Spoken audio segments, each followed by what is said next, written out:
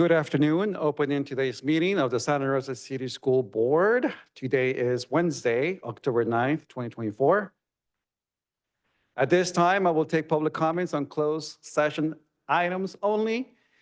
Speakers will have 2 minutes each. The items on the closed session agenda are as follows.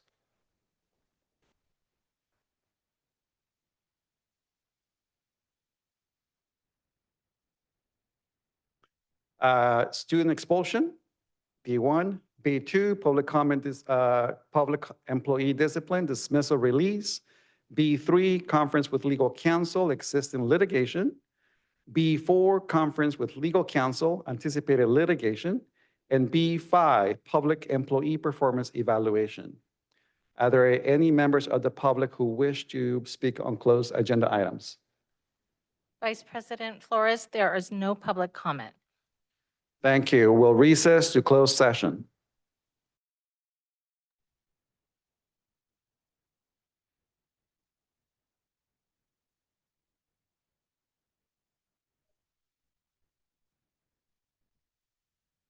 Thank you. Good evening, everyone. Thank you for attending today's meeting of the Santa Rosa City School Board. Opening this meeting Wednesday, October 9th, 2024. President Medina will not be joining our meeting today in person due to just cause. President Medina, who is joining us via Zoom, can you declare your just cause, please? Yes, I'm requesting to participate under just cause reason 2, contagious illness. Thank you, President Medina. We'll now start by our Pledge of Allegiance. And please remain standing after the Pledge of Allegiance for our land acknowledgement. Just a real quick point of order. You guys have to vote to allow me to participate. That's right. Okay, yes, thank you for the point of order. We need to vote to allow President Medina to zoom in. I move to allow President Medina to zoom in for just cause. Second. Okay, so all those in favor, say aye. Aye. Aye. Oppose? Abstentions? Motion carries. Thank you. Thank Now, you. please, thank you for remaining standing for our Pledge of Allegiance. Pledge allegiance to the flag of the United States of America and to the republic for which it stands, one nation, indivisible, with liberty and justice for all. If you can remain standing, we're going to have our student from the French American Charter School, Zyle, who is going to give us our land acknowledgement for today. Thank you. SRCS. Good evening. My name is Xiomara Natanik Palacios. I am Salish, Kootenai, and Mixtec. My ancestors come from what we know as Montana, Canada, and Mexico. I acknowledge that the Santa Rosa City Schools are on the traditional territory and homelands of the Pomo, Wapo, and Coast Miwok people. I am a guest living on these lands. The Pomo, Wapo, and Coast Miwok people have taken care of these lands for many generations. They continue to live on these lands today despite a government-sponsored policy which started about 180 years ago to exterminate and enslave the original peoples of what we know today as California. While it may be uncomfortable to hear this truth, we are a stronger community when we can acknowledge and discuss these harms because it is no small matter that I am here today as one of the few American Indian children who can provide this particular land acknowledgement. This land acknowledgement is a call to action. It calls each of us to commit to continue to learn our history, to be in community with one another, and to be better caretakers of the land we inhabit. The land acknowledgements support Indigenous sovereignty and is a call to action holding the Santa Rosa City Schools more accountable to the needs of the American Indian and Indigenous people of these lands and our nation. I invite each of you to honor these lands and the Indigenous peoples of these lands with me. Lem lepsh, thank you.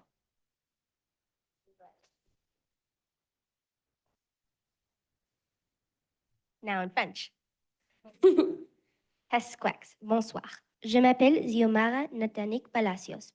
Je suis Salish, Kootenai et Mixtec. Mes ancêtres viennent de ce que nous appelons le Montana, le Canada et le Mexique.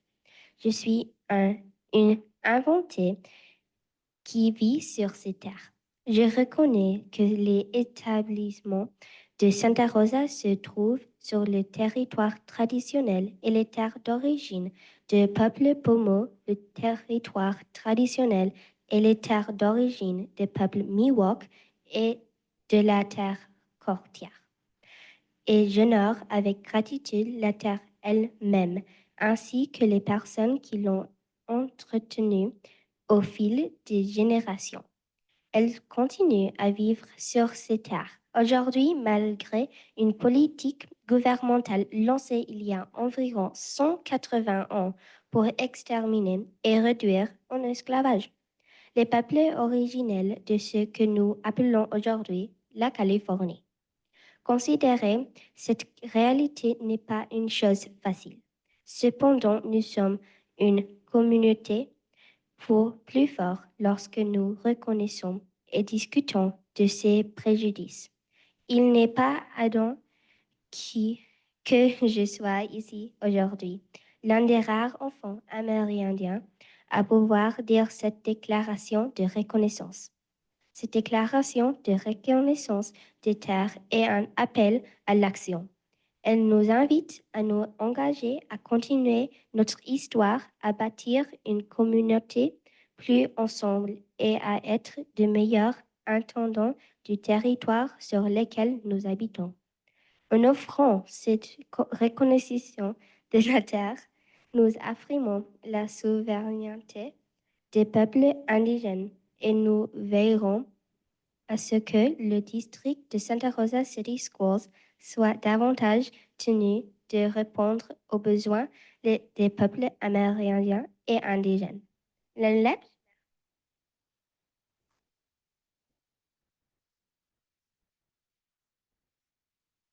You may have a seat. Thank you. Merci beaucoup. Muchísimas gracias, Xiomara. Okay. Reports taken in closed session. We approved the agreement on the student expulsion case number 2024/25-03. The board did not approve the agreement on student expulsion case number 2024/25-07. Reports taken in closed session, none to report. Do we have any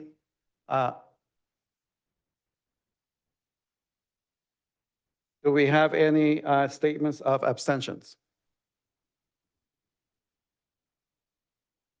Seeing none, moving on to adjustments of the agenda. Do we have any adjustments to the agenda from our board or superintendent? No? Trustee Flores. Yes. I think the closed expulsion items, they must be voted on in open session. No? We discussed this with legal and we did not. We took action in closed session. Thank you. Thank you. Special presentation, student of the month. So for item C7, we'll have a special presentation for student of the month and certificated classified employee of the month for Albert Biela Elementary School. We'll have presenting from Albert Biela Elementary, Annalie Flores, student of the month, Laura Savage, our classified employee of the month, and Kaylee Bandeira.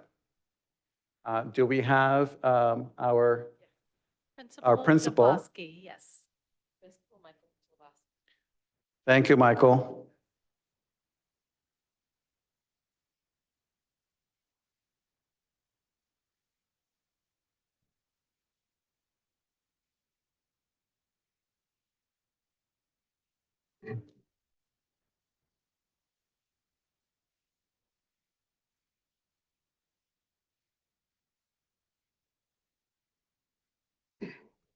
This is the best part of this job right here.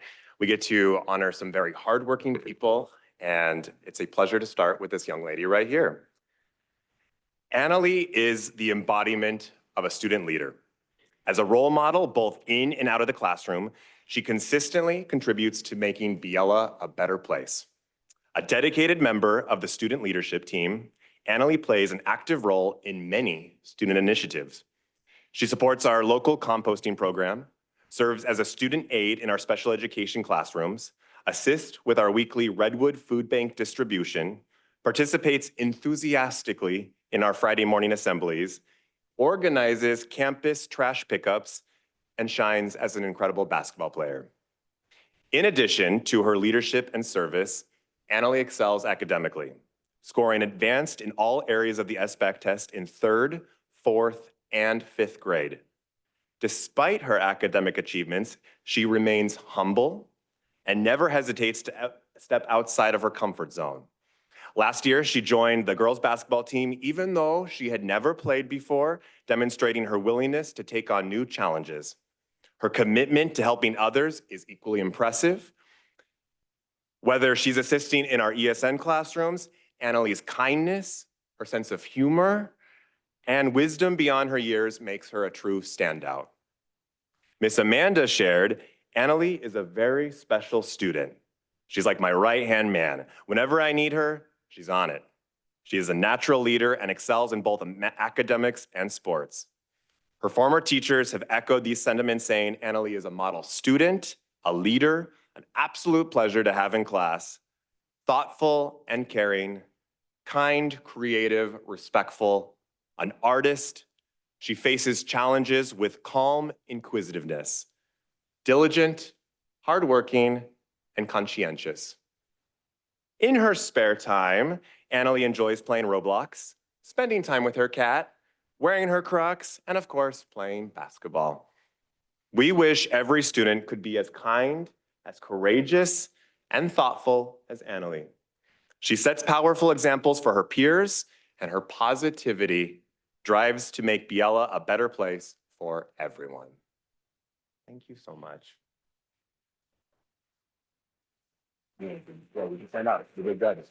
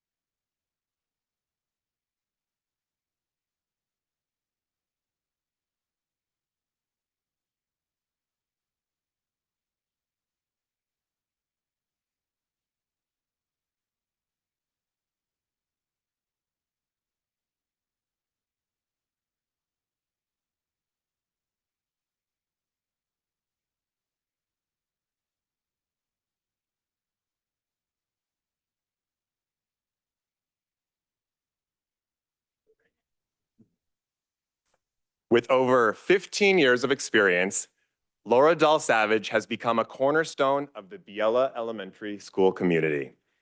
Now serving as our new librarian, Laura has worn many hats over the years, from supporting academic interventions to organizing fundraisers at basketball games and tutoring after school. When working with students in intervention, she approaches the role with respect and dignity. She is always encouraging them to give their best effort and offers support in every way she can. As a proud parent of 3 Biella graduates, Laura's commitment to our school community is evident in everything she does. Her positive impact on students and her deep connection to Biella make her an indispensable presence, respected by both students and staff alike. What stands out most is Laura's willingness to go above and beyond for our team, all while maintaining her signature graciousness and sense of humor. Personally, I've come to appreciate her grounded approach, her great restaurant recommendations, and her wonderful sense of humor. One colleague shared, Laura has been connected to our students and families for many years. She treats each student with respect and kindness. She has a vast knowledge of our support resources and interventions, and she has been gracious throughout the many changes at Biella. Another noted, Laura is always willing to put our community and our students first. And she embodies everything that Biella strives for in a classified member. We are incredibly fortunate to have Mrs. Savage at Biella Elementary. Her unwavering dedication, her warmth, and her commitment to our students truly enrich our school, and we're lucky to count her as part of our Biella family.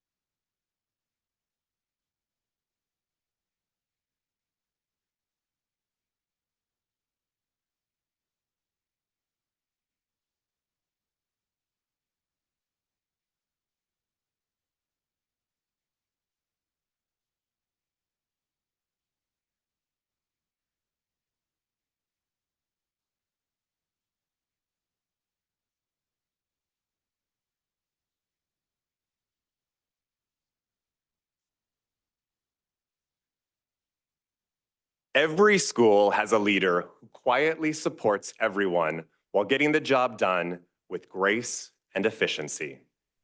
At Biella, that person is Caitlin Bandiera.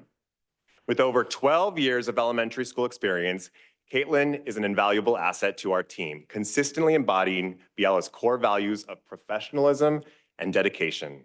She is admired and she's respected by both her colleagues and her peers. One student shared, I had Mrs. Bandiera last year for 5th grade. She always made learning fun. She is a great teacher and she always made us laugh. She is one of the adults on campus that we can trust. Her colleagues echo these sentiments, with one noting, Mrs. Bandiera loves her students and devotes herself to their success throughout the school year. She is a leader on staff and her colleagues respect her often and seek her advice. She has a sunny personality and is always a joy to interact with. Another added, Caitlin is professional, hardworking, and collaborative. She's willing to try new things and share her expertise with others. Personally, I've come to admire Caitlin's direct and thoughtful approach to solving problems, her unwavering integrity, and her humble demeanor. Whether advocating for the union or supporting her peers as an instructional leader, Caitlin's impact is profound. And if you ever want to witness a perfect example of a well-organized, Pinterest-inspired classroom, look no further than room 9. This year, Caitlin has expertly balanced teaching a large, energetic class of 32 4th graders while serving as lead teacher for the 2nd consecutive year. On top of that, she juggles life with 2 French bulldogs and her adorable 3-year-old twins who just started preschool, all while maintaining her positive attitude and good spirit. Incredible. We are very, very fortunate to have Caitlin at Biella. We are very lucky to have you. Her talents, her dedication, and her unwavering commitment to our community make us proud to celebrate her as our district's Teacher of the Month.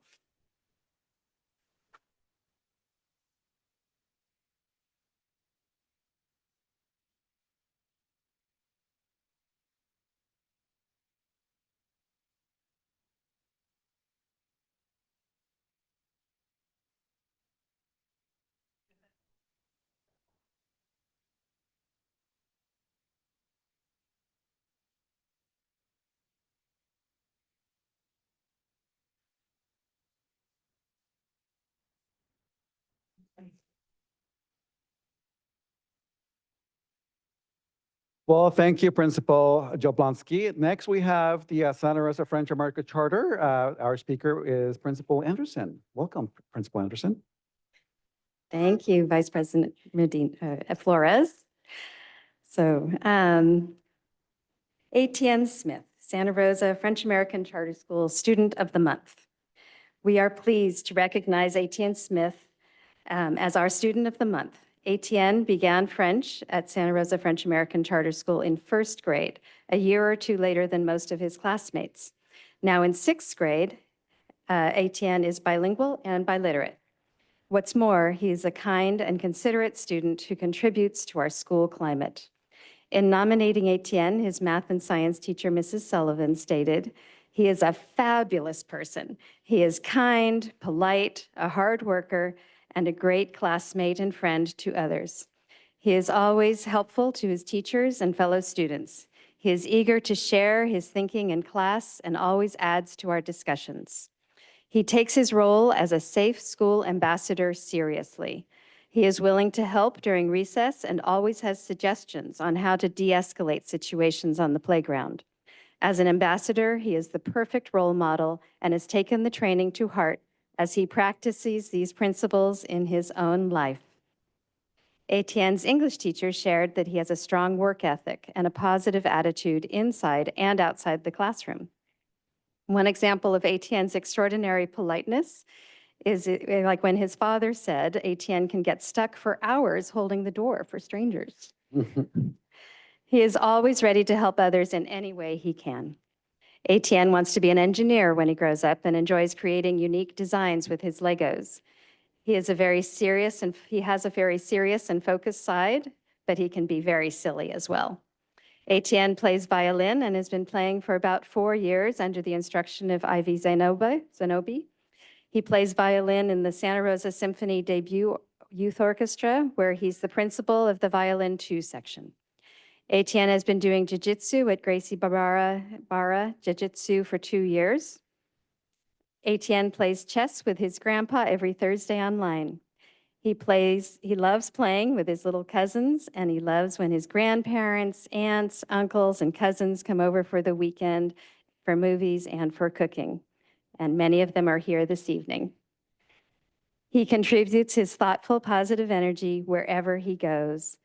SR Fax is pleased to have this opportunity to recognize ATN Smith as the SRCS School Board Student of the Month. Congratulations, ATN.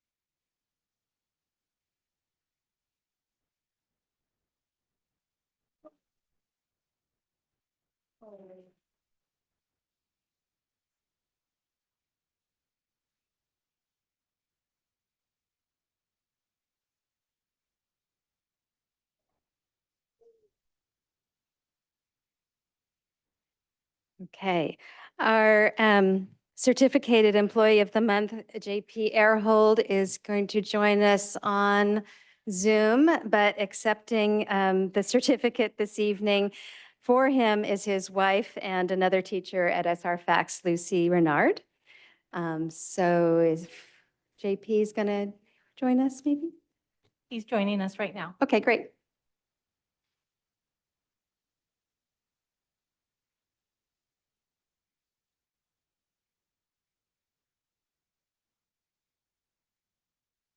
JP, go ahead and turn your camera on if you'd like. Don't be shy. That's not you.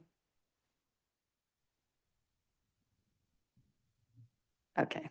Okay, there you go. Okay, thank you.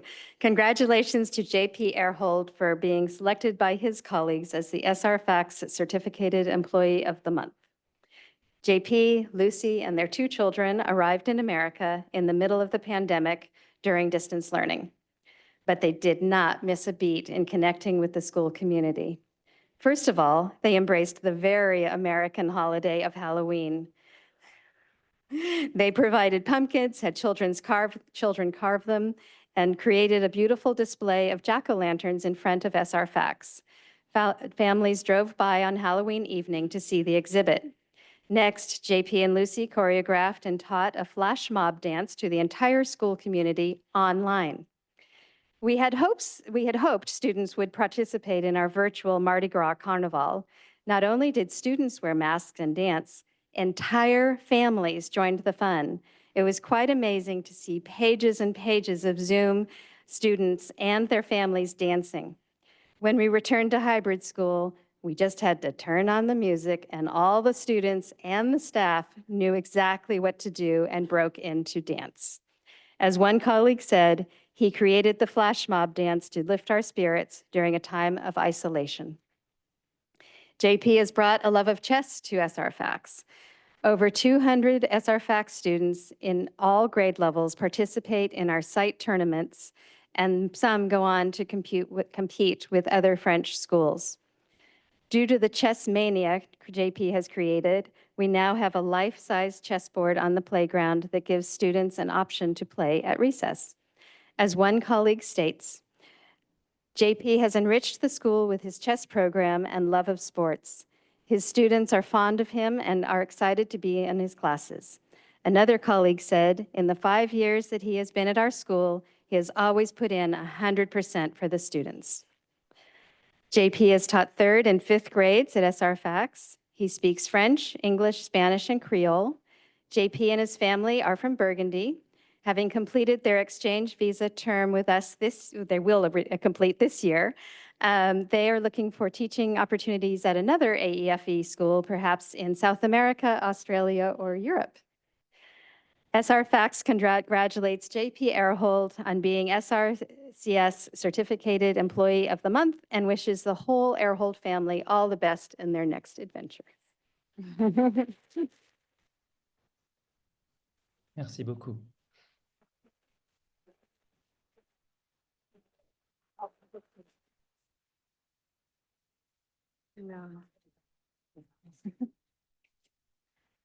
Okay, madame.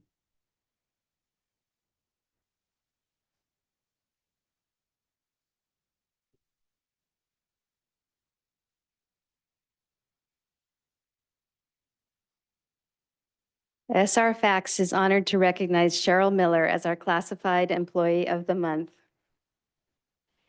This is the hardest one I've ever read or written. Cheryl Miller is in her 20th year at the Doyle Park Elementary, Santa Rosa French American Charter School location.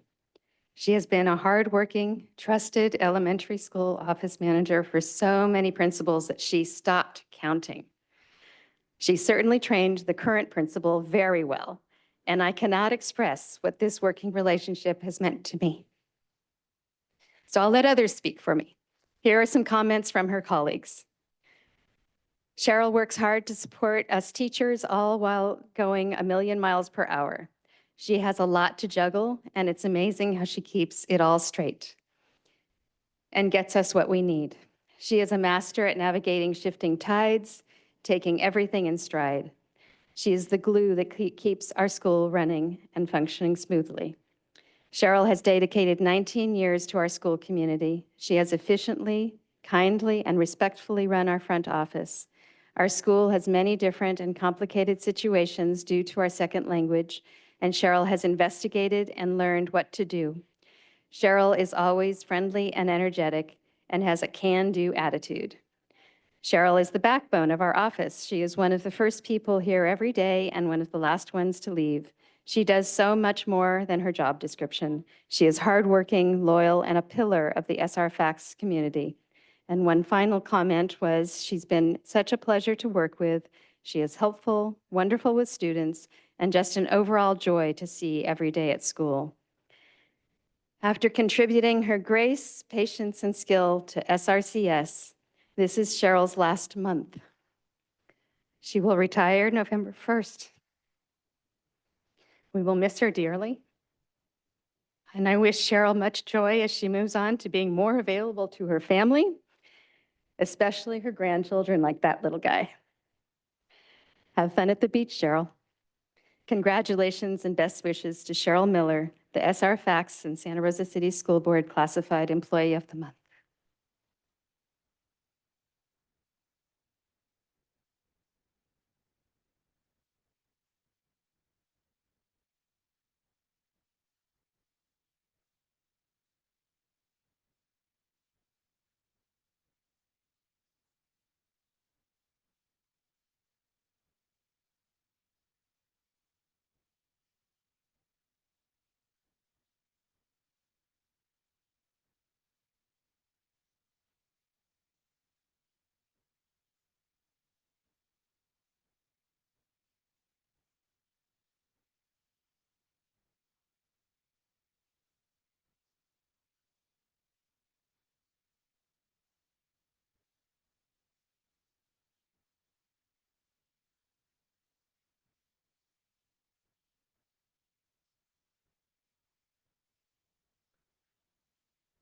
Thank you, Principal Anderson. Next, we have item C8, school site parent organization updates from Albert Biela Elementary School in Santa Rosa French American Charter. Presenting from Albert Biela Elementary School, we have Leanna Gutierrez, our ELAC representative, and Amethyst Ratcliffe, our PTA representative.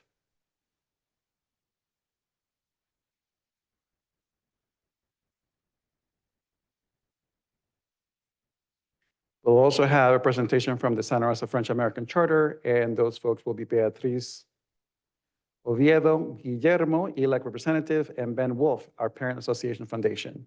Now we'll hear from our Albert Biela Elementary School folks. Your mic is not on. Hello. There you go. Okay. Thank you.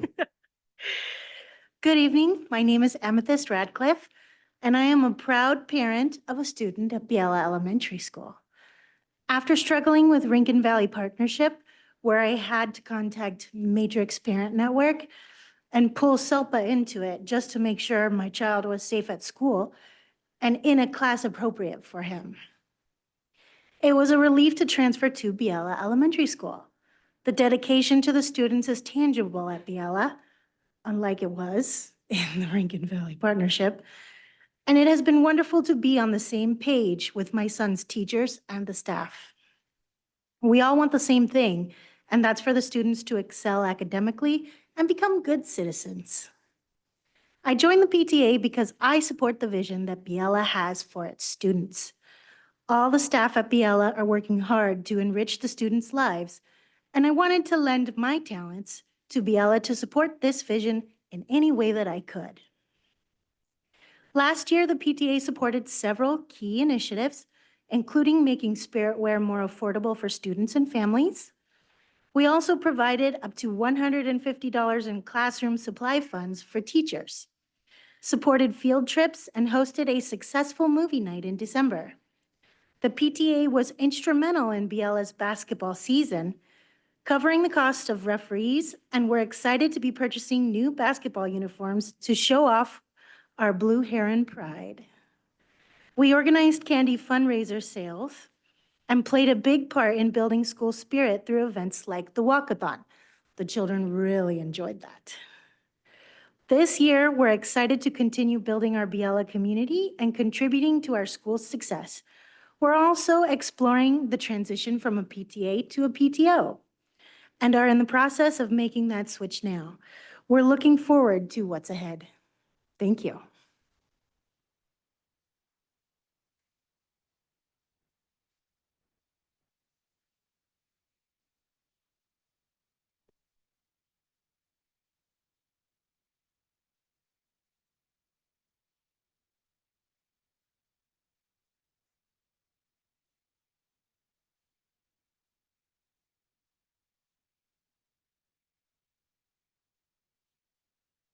Your mic, no, tiene que prender el micrófono.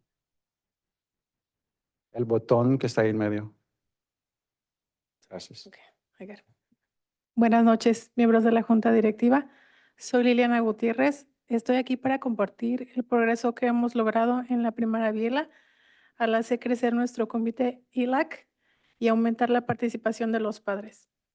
En 2022 comenzamos con un pequeño grupo de solo 3 o 4 familias, pero hoy hemos crecido hasta reunir sesiones con alrededor de 30 participantes. Durante estas reuniones, revisamos los datos de los estudiantes, discutimos cómo podemos apoyar a nuestros niños tanto en el hogar como en la escuela y recibimos actualizaciones sobre información clave a nivel local, distrital y estatal. La mayoría de nuestras reuniones se llevan a cabo en español, lo cual es esencial para garantizar que nuestras familias se sientan apoyadas y se atiendan sus necesidades. Cada reunión se centra en enseñar una habilidad específica o en ayudar a las familias a sentirse más cómodas con los procesos escolares.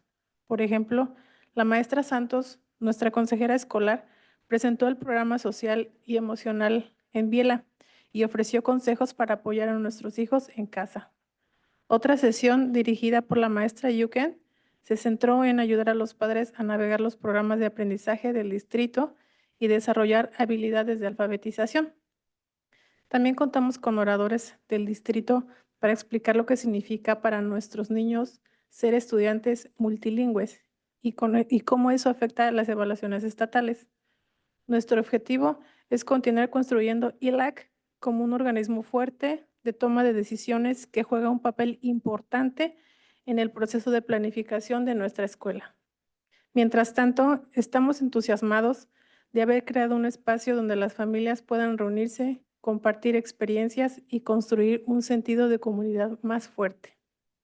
En mi experiencia, como madre de familia, me atrevo a decir que ser bilingüe es un superpoder, pero también es todo un reto, el cual hemos tomado con la mejor actitud en casa, brindando a nuestra hija, de nombre Lía, el apoyo necesario y reforzamiento en todas sus tareas y actividades designadas por su maestra Yuken, quien también nos ha hecho comprender que hablar inglés y español o cualquier otro idioma es un regalo de la vida.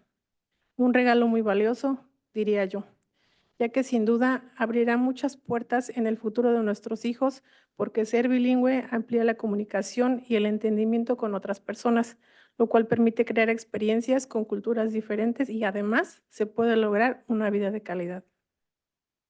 Desde que mi hija ingresó al ciclo escolar pasado a la hermosa escuela Biela, ha creado conexiones con gente nueva e interesante. Básicamente ha ampliado su círculo social y su zona de confort y ha desarrollado considerablemente su habilidad de pronunciación, sintiéndose segura de sí misma, pero sobre todo feliz. Es por eso que mi familia está agradecida con la escuela y con quienes laboran en ella. Gracias, Biela, por abrigar a tantos niños que están adquiriendo el superpoder de hablar 2 o más idiomas. Gracias, Mr. J, por brindarme este espacio, por ser inclusivo con nosotros los no bilingües y por ser el mejor director. A todos, gracias por su tiempo.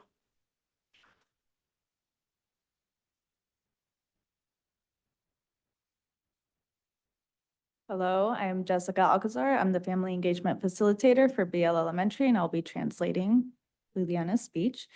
Good evening, board members. I'm here to share the progress we've made at BL Elementary in growing our ELAC committee and increasing parent participation. In 2022, we started with a small group of just 3 to 4 families, but today we have grown to meeting sessions with around 30 participants. During these meetings, we review student data, discuss how we can support our children both at home and at school, and receive updates on key information at the site, district, and state levels. The majority of our meetings are conducted in Spanish, which is essential for making sure our families feel supported and their needs are addressed. Each meeting is focused on either teaching a specific skill or helping families feel more comfortable with a school process. For example, Mrs. Santos, our school counselor, presented on the social emotional program at Biela and offered tips for supporting our children at home. Another session led by Ms. Yugen focused on helping parents navigate the district learning programs and building literacy skills. We've also had guest speakers from the district come in to explain what it means for our children to be multilingual learners and how that impacts statewide assessments. Our goal is to continue building ELAC as a strong decision-making body that plays an important role in the planning process for our school. In the meantime, we are excited to have created a space where families can come together, share experiences, and build a stronger sense of community. In my experience as a mother, I dare to say that being bilingual is a superpower, while also being a challenge, which we have taken on with the best attitude at home, providing our daughter Leah with the necessary support and reinforcement.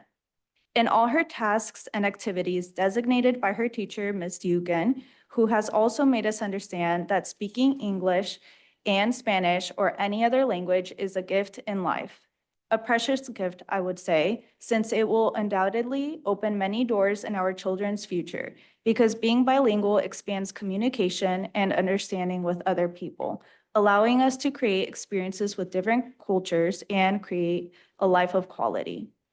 Since my daughter entered the beautiful Biela school last year, she has created connections with new and interesting people, basically expanded her social circle and comfort zone, and has considerably developed her pronunciation skills, feeling confident in herself, but above all, being happy. This is why my family is grateful to the school and to those who work there. Thank you, Biela, for sheltering so many children who are acquiring the superpower of speaking 2 or more languages. Thank you, Mr. J, for giving me the space, for being inclusive of us non-bilinguals, and for being the best principal. Thank you.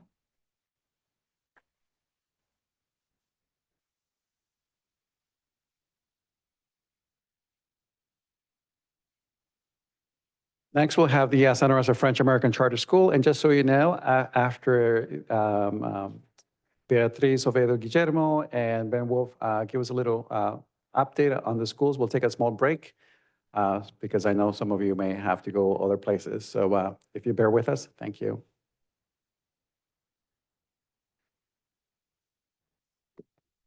Good evening, buenas tardes. I will be speaking in Spanish and English after my points. My name is Beatriz Oviedo Guillermo. I am the parent of Regina, a third grade student who came to SRFAX with 0 English and French. Our native language is Mazahua, Ñatro. I am from Mexico, and my husband is from Oaxaca. We do not speak, but we're learning our native languages in addition to English and French. At home, our first language has been Spanish. Being a Santa Rosa French American Charter School, as an ELAC parent, my daughter has had the opportunity to be more involved in school, but also myself. Mi nombre es Beatriz Oviedo Guillermo. Soy la madre de Regina, es una estudiante que va en 3er grado. Ella entró en la escuela de Santa Rosa Francesa Americana Charter School, no sabiendo inglés ni francés.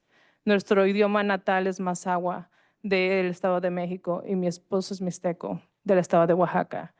No hablamos nuestras lenguas nativas, pero las estamos aprendiendo. Nuestra primera lengua es español en el hogar, y estamos afortunados de que mi hija esté involucrada en la escuela, al igual que yo. I attend the ELAC meetings in our school. Our ELAC meetings support me as a parent, which provides me with information about our school, reports, changes, but also motivates me to be involved in my child's academic progress and everyday school academic learning. If I have a question or need further clarification, my school principal, Ms. Evelyn, is there to answer my concerns, but also to provide clarification. Yo soy participante de las juntas del Comité Asesor para los Aprendices de Inglés. La escuela nos provee con información acerca de reportes, cambios, al igual que nos motiva a estar involucrados en las vidas de los estudiantes, como mi hija, al igual que el progreso académico y su día a vivir de lo que está aprendiendo en la escuela. Si tenemos preguntas o necesitamos clarificación, la directora de nuestra escuela está ahí para proveernos esa información. Our meetings happen monthly, which are established in the first meeting. It's a consensus agreement. Even though our ELAC is small, but it is very united. Nosotros tenemos juntas mensuales al cual se establecieron en la primera junta. Fue un acuerdo consenso con el tiempo y la hora, aunque nuestro grupo es pequeño, pero aún así estamos involucrados. Such involvement are during the Latinx Heritage Month, which I am part of classroom activities, field trips, volunteer at the cafeteria, and any other programs offered for students who are English learners. Yo soy una madre que está involucrada, incluyendo este mes de la herencia hispana, en la escuela, en los field trips o las excursiones. Ser voluntaria en la cafetería y los programas para los que tienen los estudiantes de segunda lengua. We learned the importance of reclassification and also the support English language learner students, such as English learning and French by sixth grade. It is important to continue to monitor our English learning students as early as kindergarten. Therefore, I encourage other parents to be involved in ELAC at their school. Nosotros entendemos la importancia de la reclasificación y el apoyo de las lenguas de inglés y francés. Entendemos que es muy importante adquirirlos para el grado sexto. Es importante continuar monitoreando el aprendizaje de inglés de nuestros estudiantes tan chicos desde kinder, pero también motiva a otros padres que sean involucrados en los comités de asesor para los aprendices de inglés. I am very grateful that we have many supportive teachers in our school that listen to our concerns and feedback on how to help our children at home. Being involved as an ELAC parent, I am able to talk with our teachers and have that communication of how I can better assist my daughter in not only learning English as a second language, but also French, and how I can translate both languages into Spanish at home. And we also have a collective support and the importance of being that collective group from the teacher to the parent and to be able to raise a child. Teniendo el apoyo de la maestra, de los maestros en nuestra escuela y de nuestras inquietudes en cómo podemos ayudar a nuestros hijos en el hogar, no solamente con inglés, pero también con el francés. Es un apoyo colectivo que me da la fundación para cómo apoyar a mi hija a hacer un grupo colectivo y apoyarla en su academia. Thank you so much for your time.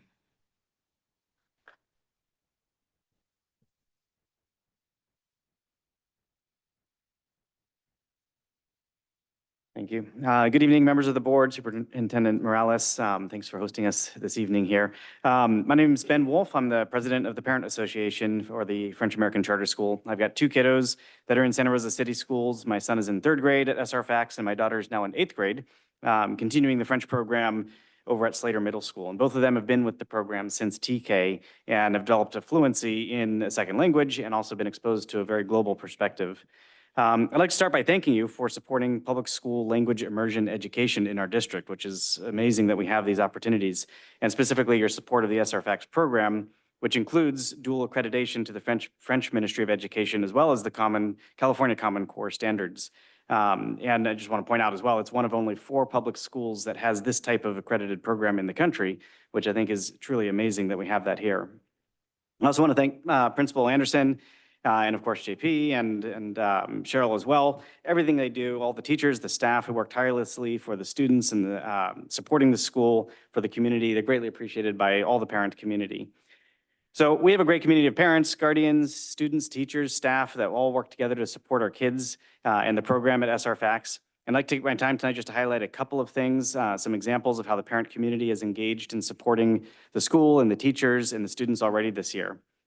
So parents and guardians have jumped in right away this year to support the school through lots of fundraising efforts, student activities, community building events. The success, as we all know, the success of all of our programs really relies on family donations and fundraising efforts to support things like visas for our teachers, many of whom travel from France or other French-speaking countries to be part of this program. Fundraising also supports classroom and student supplies, tutoring, after-school enrichment opportunities, field trips, the school's French accreditation, and many more things. This year, we started with our annual back-to-school family picnic over at Doyle Park, and we're currently in the middle of our annual family giving fundraising campaign, which wraps up at the end of October. We're also looking forward to our Grant a Teacher's Wish campaign, which starts on Giving Tuesday, just after Thanksgiving. It's an event which allows teachers to post a wish list with special supplies for their classroom, and then teachers or families within those classrooms can fulfill those wishes, which has been a great way to engage the families and the students with their classrooms in previous years. We've also had a number of other community building events already and are planning more throughout the year, including a campus cleanup day, walk and roll to school days, dine and donate events at local restaurants, and family engagement coffee breaks. Looking ahead, we've got our annual carnival, dinner and auction night coming up in March, a family Earth Day event in April, and our always very popular end of year student talent show, and many others throughout the year. Parents have also been very involved helping out in the cafeteria, growing and maintaining the school garden, chaperoning field trips, and other volunteer opportunities. Of course, I do want to mention, in addition to all the great things that are happening, I do want to bring up a significant stressor that has caused many families concern and continues to cause concern in the community right now. And that, of course, is with the ongoing discussion regarding the potential site closure due to the earthquake fault on the property. We certainly very much appreciate the board's action to establish the Site Closure Advisory Committee, which is making the process very transparent. However, of course, fear and speculation of the unknown is real. So as the process unfolds, I just want to encourage the board to continue to engage the community, to be transparent, to consider the unique aspects of our program and how we can maintain what we've built over the past 10 plus years now when we're looking at other options. The solid enrollment numbers and growth that we've seen since COVID are a direct result of the program, the school's dual accreditation, and of course, the involvement of the community. So without saying, of course, the sooner plans are communicated, the better. And finally, I just want to mention for those listening online tonight that the application window is moved up earlier than it was last year. So please, I encourage families, go ahead. The lottery is coming up, so put your applications in now. And thank you for your continued support this evening. Thank you.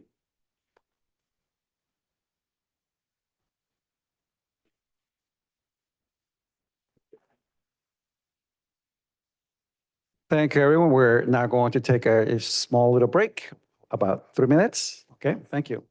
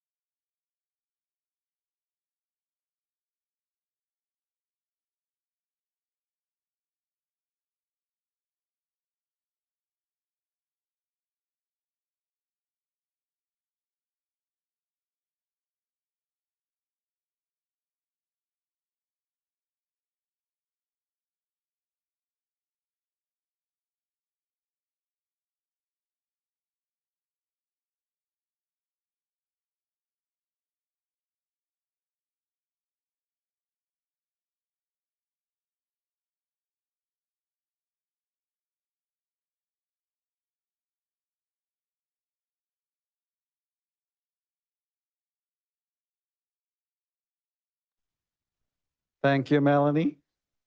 Thank you, everyone. So we're going to go ahead and move to our D items, which are reports. Thank you. Thank you. Thank you. Thank you. There we go. That's it. Thank you. I like the enthusiasm. I like how many students we have here. I love this. All right, we're going to start with our CSCA, our California School Employee Association, Santa Rosa 75 report. Do we have a representative from CSCA? Vice President Flores, there is no report tonight. Thank you, Melanie.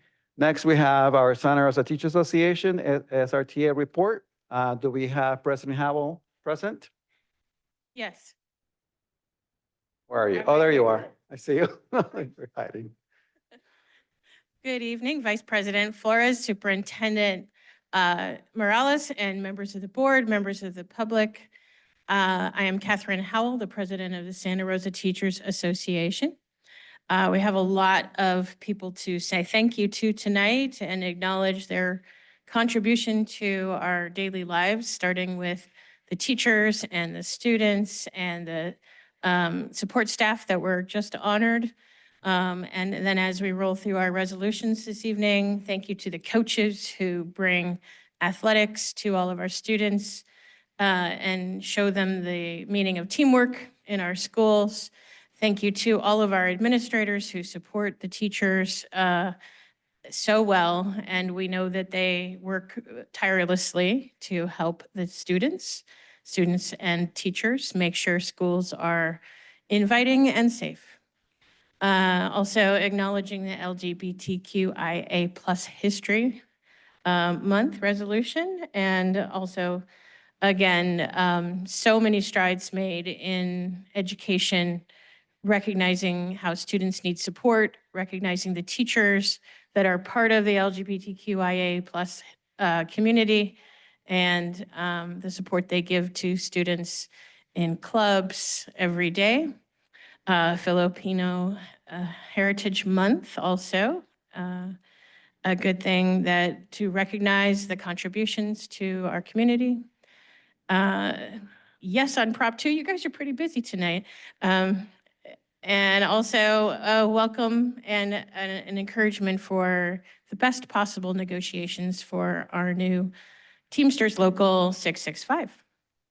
I have a couple of questions about the BPs and the ARs, about the pride flags. The question is, who's going to make sure those go up? Where do they go up? Do we need new flagpoles for those flags? Who's going to provide them? So just some logistics questions, because I think our schools are ready and excited to show the pride of the pride flag. But really what I'm going to talk about tonight is not actually related to any of those things, more related to the report that French-American charter parent Ben Wolf just gave. So I think I'm the only person. I was going through the role lists, but we right now have 3 really important advisory committees going on. I think I'm the only person on all 3 of them. And so all I know our administrators at the district office have a very wide view of this. From the committee member perspective, I think I'm unique in seeing all 3. So the Fiscal Stabilization Advisory Committee is working on creating recommendations for this board of how to stabilize our fiscal situation, cutting, from what I've heard, up to $20 million.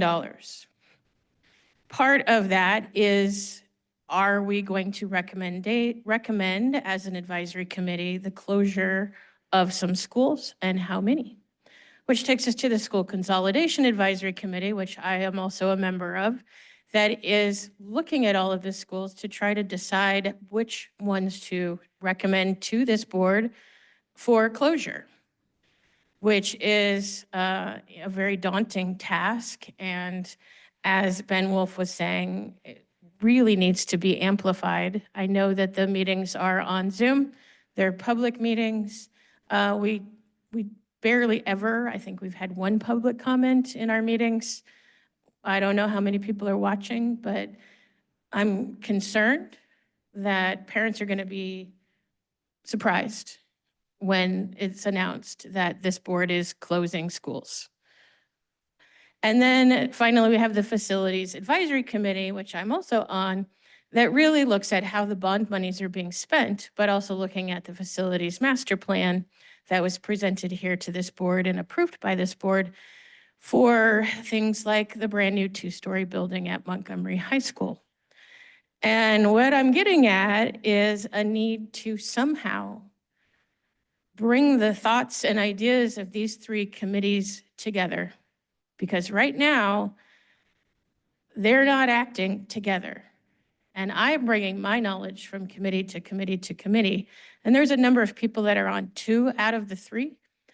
But like I said, there's not an opportunity for these 3 committees to actually be talking to each other. And this is where the concern lies, right? So right now, the facilities master plan calls for millions of dollars to build a new district office. But what if we have an empty school site? Could we not move the district office there? Ben Wolf talked about the need for the earthquake zone, or that French American is in the middle of. Are they going to need a new school site? Should that be considered when the School Consolidation Advisory Committee is talking about school closure? So it's all interconnected, but the 3 committees are not acting together. They're very much functioning in their own separate silos. So this is my concern. And also, as we were told at the School Consolidation Advisory Committee, which this is Wednesday, I think that was Monday night, it's not our committee's decision as to the repurposing of these sites. That's a different committee, a committee that does not yet exist. And I think that committee needs to exist sooner rather than later, or it should be prepared to open a meeting the day after this board decides which schools are going to be closed. Because that's going to be really important to know if we close this, what will happen to that site, or we're going to move this there, or we're going to shift that there, or we don't need to build something because we have empty places around the district. And I'm going to finish off by just reminding you that approved by this board on July 27th of 2022, more than 2 years ago, the Fur Ridge property was approved to be sold. And the board was going to follow up with what to do with the money. And here we are, more than 2 years later, with no conversation. I couldn't find a record of it being discussed in the board meeting minutes past August of 2022. So more than 2 years, that money has gone unspent. If we have empty school sites in this district for 2 years while other buildings and things are being constructed, that is a huge concern for the financial future and stability of this district. And I think that would be this board not organizing what needs to be organizing and not getting the job done correctly. So thank you for listening.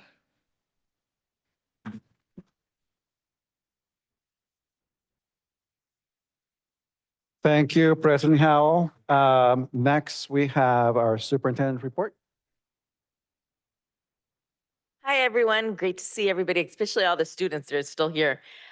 So first of all, I wanted to start off saying that next week is National Principals Week. So I want to say thank you to all of our principals for everything they do every day. I know they get up super early and are on campus every day. We have a couple of them still in the house. So thank you for all that you do, for supporting the students and the staff and the parents and the community. Thank you very much for being amazing at what you do. In terms of continued work, this week we've created a restorative specialist working group to really walk through everything that we do within our restorative system to come together and create a framework. So we're building it together. And we want to be able to see what are the practices that are at the tier 1, tier 2, tier 3 of supports that we give students. and what practices we're using, what content is being shared, as well as what data are we tracking to see how successful and impactful it is. On November 1st, we will have all across our sites, we'll be doing staff training around the Essential 5, which is the new emergency action responses that the county has adopted. And we will also be operationalized and getting training on incident command system. I continue to visit classrooms. My goal is to visit every classroom before the end of the first semester. I'm also going to be visiting the departments, so child nutrition, MOTS, all of our departments to hear what their needs are, what's working, what's not working. And we've also selected our students from the high schools that will be part of our superintendent student council. And I'll let Trustee Suniga talk about that in his report. So thank you.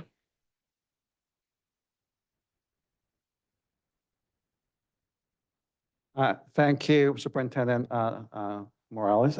Next, we have our President report. President Medina, do you have a report? Yes, thank you, Vice President Flores.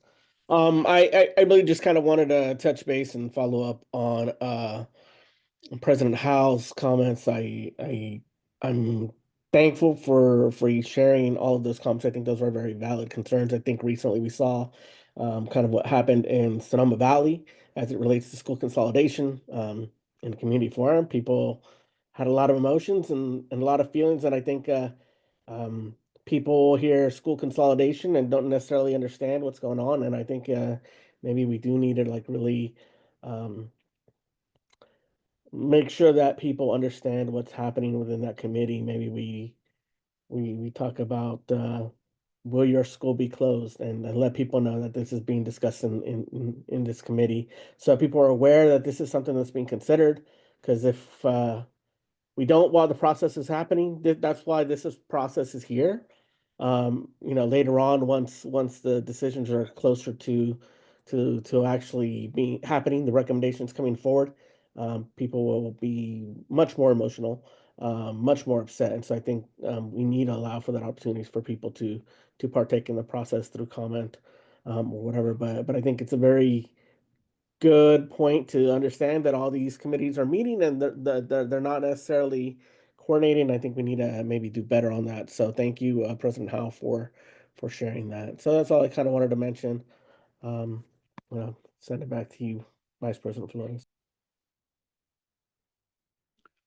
Thank you, President Medina. Moving on to board member reports. Do we have any board member reports? I have Trustee De La Torre, Trustee Sheffield. Thank you. Thank you, Vice President Flores. I want to open up tonight by thanking the Santa Rosa High School community for a wonderful celebration over the weekend. We had our 150th Santa Rosa High School anniversary celebration on Saturday. I am not a product of Santa Rosa High School, but my father was class of 75. All my aunts and uncles went through Santa Rosa High School. My wife and my brother were class of 95. So there was a lot of Panther pride going through that campus that day. To see parts of the campus I had not seen before was pretty amazing, to have access and view and just enjoying the community and the camaraderie and the awesome cross-country athlete who's going to play clarinet. Thank you, sir. So it was a great event. Really thank the community for coming out and supporting and learning about different aspects of the high school's history and what the hopes are for the future. I also want to give a shout out to all of our high schools for homecomings, past, present, and upcoming. I know we've had a few that have already happened and a few going on this week and a few coming up. So good luck with all the school spirit. Get those rallies going, get those parades going, and enjoy those homecoming games and homecoming dances safely. Something was brought to my attention recently that really touched on my heart, and that was the divisiveness that our community continues to struggle with. Having opposing views and opinions and heartfelt discussions on things near and dear to most of us, but being on opposite sides of that fence with those views and letting that opposition escalate into hate and fear and disparaging comments verbally, physically, or even attacking property. I want to say on record, I share no community with any voices that are voices of hate. I do not condone any behavior of attacks, verbally, physically, or on property at all. When you are discussing something emotionally on opposite sides of the fence, what I ask that you do is, opposed to barking over that fence your view and why your view is the only thing that's important, is understanding why there's an opposing view. Open a gate in that fence and have a conversation and learn from the opposite side of the fence of what's they're so passionate about. And you might find out we have a lot more in common than you would think. So again, there is no room, there is no tolerance, there is no space for hate and for attacks. We can be civil, we can disagree, and if we have active conversations, we can grow community through this and make all of us stronger. Thank you, Trustee De La Torre. Trustee Sheffield. Thank you. Just a couple of things to share. Shout out to Proctor Terrace for a successful walkathon and Rincon Valley Middle for their color run. Congratulations to them on their fundraising successes, and to the students for their amazing endurance to be physically active on days that were 100 degrees. Let's see, I also attended with a couple of my colleagues and some district folks, the Losian State of the Latinx Community, a great event. I know that many have attended, people are familiar with this event, but just a really great place to be for a great organization that has those uncomfortable conversations, must-need conversations in the community. Hats off to that organization. Hats off to this annual event. I was also invited to attend the San Francisco Courage Museum's Night of Courage Futures Without Violence screening of a future exhibit that this museum, to open in 2026, will have as a main fixture. It included the speakers and what will be part of the exhibit, there in their own words, telling their stories. These are change makers, heroes, and advocates and survivors of violence and hate attacks from all over the country. And the reason why I bring this up is because this museum, as I said, will be open to the public in 26, but it will be a field trip destination for districts all over the state. It is powerful. It's designed by the designers of the 9/11 Memorial. A whole lot of thought going into it, a whole lot of input. And I'm excited for it to open. I'm excited for our students, for our staff to see this amazing, very moving exhibit. At the end of the evening, there was not a dry eye in the audience. It was very emotional. It was very inspiring. It was very encouraging. People speaking truth to tragic circumstances that they experienced.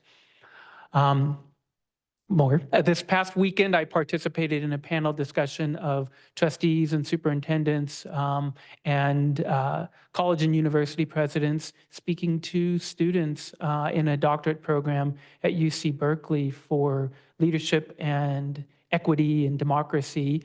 The panel had folks from Sonoma County, including Petaluma City Schools trustee Joanna Pond and SCO trustee Herman G. This was Dr. Kinamara's class that she's teaching at Berkeley. Just great things and wonderful things said about our superintendent as well. And then lastly, today I was in the room with a discussion with from the Santa Rosa Metro Chambers Advocacy Council that featured a conversation with SRJC President Dr. Garcia, and she talked about working with the school districts. She talked about workforce and CTE pipelines, the shifting demographics of Sonoma County, the shifting demographics of students, both at the school district level, but also on campus level.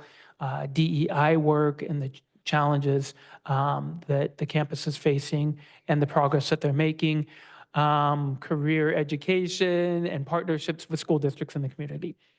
And yes, it was very busy last couple of weeks, but I will stop there. Thank you, Trustee Sheffield. Anybody else? Okay, thank you. Student Board Trustee member. Okay. Good night. Happy Wednesday. This weekend was a busy one. We had Santa Rosa's HOCO. We had our HOCO football game. We had the 150th. All were amazing. Our pet band came out and played for like the first time in a really long time. I think it was amazing. And we had an amazing football game. And then that same day, we had like amazing activities at lunch, speeches from the principal in the morning, accompanied by the military band. And then that Saturday was our homecoming, also with the 150th celebration, car shows, accompanied by our performance arts like band, dance, theater. It was amazing. Band performed. Drama did their drama. It was really cool. So if you had the privilege to show up, it was awesome. Our student board reps have been chosen for the superintendent student board. 5 from 5 high schools, all across the grades 9 through 12. So I applaud those who are a part of the organization now. We're doing great work, and we're going to start doing great work on October 21st is our first meeting. As for voter registration at Santa Rosa High School, it was successful. We partnered with a lot of the government classes, and we made sure that we were registering our seniors and pre-registering our juniors for the election. And I think we got about 50 people to pre-register and register. Yeah, that's it. Thank you so much.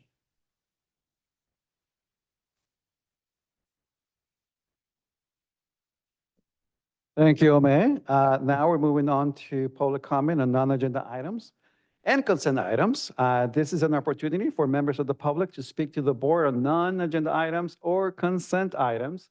And I have a few folks that want to speak. I have Frank Reardon, followed by John Medina, and then Adina Flores.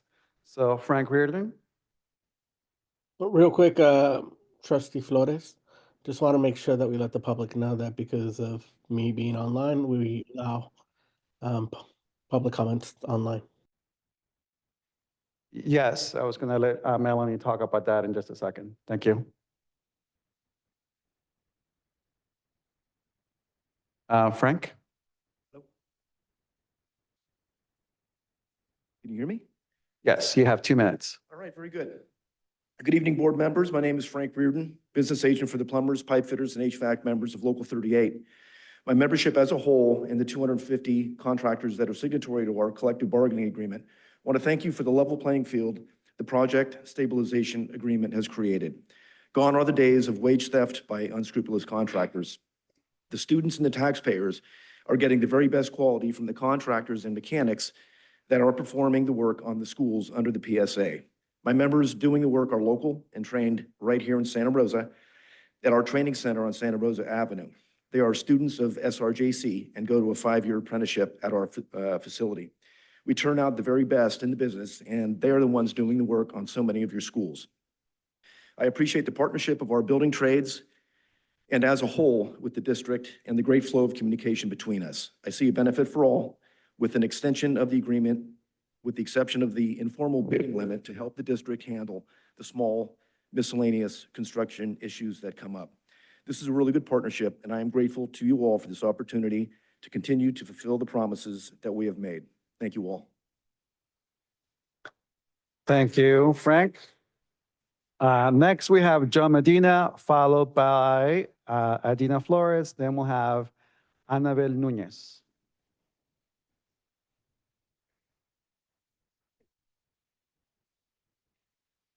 All right. Hello again, friends, school board members, those that I've met and those that I haven't. My name is John Medina.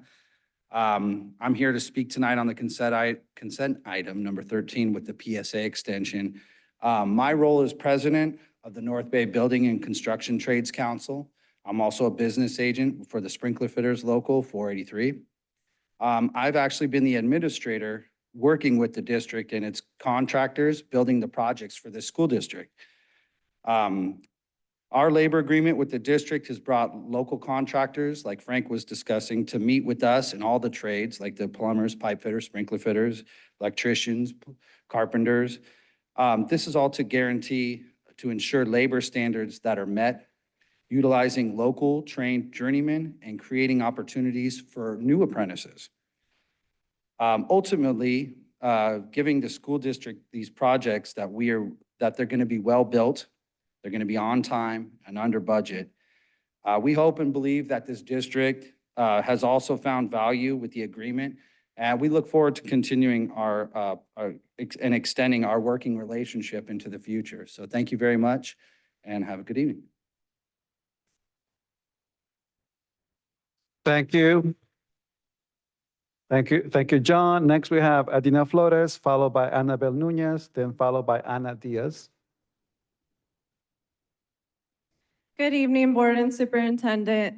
I'm not sure why Mr. Sheffield feels it necessary to walk away every time I speak. That being said, it's odd that because I've been writing articles about Ms. Dela Cruz and Mr. Medina all week as your former executive assistant and leading activist for this county, they're not here today physically. Mr. Medina, while I apologize for yelling profanities at you last meeting, you continually violated the Brown Act by interrupting me because you didn't want the parents to hear what I had to say. You admitted last meeting you've been under investigation by the Fair Political Practices Commission for nearly 2 years now. You did not report any financial interest, and you received $10 million through UndocuFund to allocate for renters assistance. You then took me to dinner to ask how I knew about the check.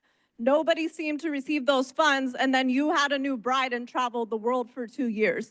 Ms. Dela Cruz had the audacity to say that she appreciates our Native and Indigenous brothers and sisters, and they get no support because they are not a political voting bloc.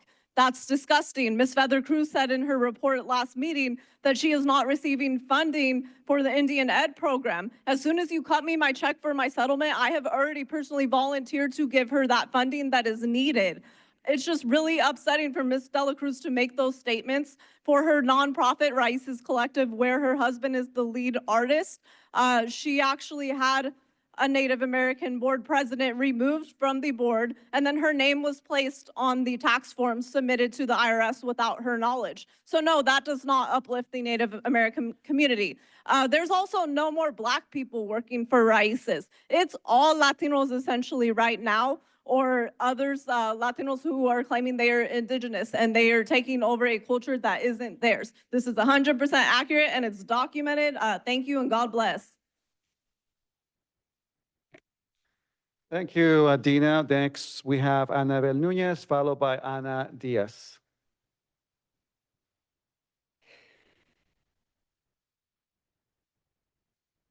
Hi, my name is Annabel Nunez, born and raised here in Santa Rosa. Welcome, Dr. Morales.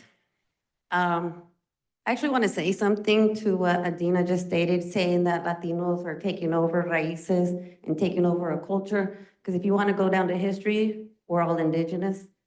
All of us that are from Mexico, Nicaragua, Honduras, Colombia. This was once known as Turtle Island before the borders came. So you can speak to Madonna about that, please. So she still has that colonized mindset. Anyways, I'm actually here. Oh, I also wanted to speak on the flag since the Teachers Association asked where the flag was going to go for Pride. Are we also putting up a flag for Filipinos and the rest of the months that are acknowledged? But I'm also here to advocating for Prop 36. So no on 36, because that will, if it passes, it's going to cut funding to schools K through 12, mental wellness, substance abuse, and victim services. and it will contribute to the mass incarceration of our people. Yes, on Prop 6, and that's to end involuntary servitude, because in the Constitution, slavery was abolished except if convicted of a crime. So if the prison system has free labor, it's a revolving door.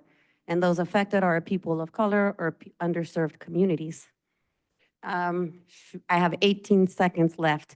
I was here maybe a year ago and I asked Superintendent Trudell what the disciplinary action steps are for the schools, and I'm still waiting on that. I'd like to know how many of our children skipped those steps as well and were incarcerated. Thank you. Thank you, Ms. Nunez. Next, we have Ana Diaz.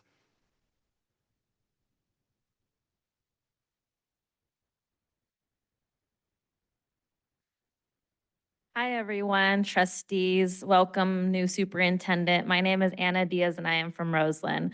I'm also a trustee, but for the Roseland School District. But today, I'm just speaking individually as a community member, born and raised, and a tia to many students of your school district. I haven't been happy with a lot of the choices that have been made by this board, but I came here today just to advocate for the classified staff because from my understanding, you still are in negotiations. This is me coming to you guys that I am very disappointed that you guys gave yourselves a stipend, you guys gave yourselves a raise before giving your staff, which include a lot of people of color in that union. Myself as a trustee for a different school district, I can say and state proudly that myself and my other trustees that sit along me, we do not accept any type of stipend. We rather it go back towards our students. And I feel that you guys, many of you guys are going to be leaving soon. So I think that you guys need to bring this back to the agenda and not receive a dollar. Thank you.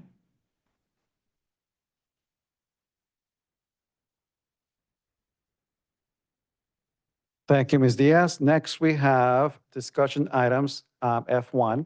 I think we need to call. Oh, for I'm public sorry, comment. you're right. Do we have anyone online willing to talk? Thank you. Sure. If there are members of the public joining us on Zoom and would like to speak on a non-agenda item or a consent item, please raise your hand at this time. There's a 2-minute time limit. Our first speaker is Margaret Boone. Go Good ahead. evening. I am glad we can comment online tonight as I'm homesick, but I really wanted to speak up in support of our classified staff. I've been tuning into the meetings this year and I find them heartbreaking. Each meeting, classified staff stand up and tell us how much they love their jobs, how dedicated they are to their students, and they tell us how poorly paid they are. At the last meeting, a woman said she is unhoused. At previous meetings, people talked about aspiring to get an apartment for themselves and their family, working multiple jobs, and about spending over 90% of their income on rent. These are people who make our schools run. They're on the front lines taking care of our kids, and they're living in abject poverty. I'm horrified. The most pressing issue in our district should be how we get these employees a living wage. Our board is largely made up of equity leaders who advocate for rights for workers, and yet our own employees are not able to live with the wages we give them. We have to figure this out, or these employees will be forced to leave. We cannot expect people to literally give their lives to their jobs, and yet that's very much what we are asking them to do. They cannot afford to live. They cannot afford shelter and food. It's unacceptable, it's disrespectful, and it's cruel. I know that we need to treat people better, and we knew these wages were insanely low, but maybe you'd somehow lied to yourselves about just how bad they were. But now we've heard these stories and we know how bad it is. We cannot go on. We need to prioritize CSEA wages above all other expenses. Thank you. Thank you, Mrs. Boone.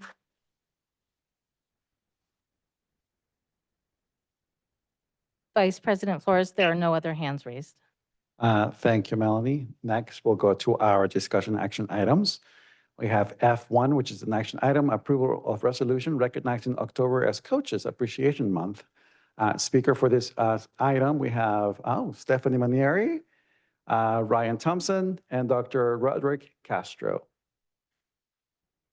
Thank you, Vice President Flores. I'm really excited to bring this and to work with our staff to bring this to the board.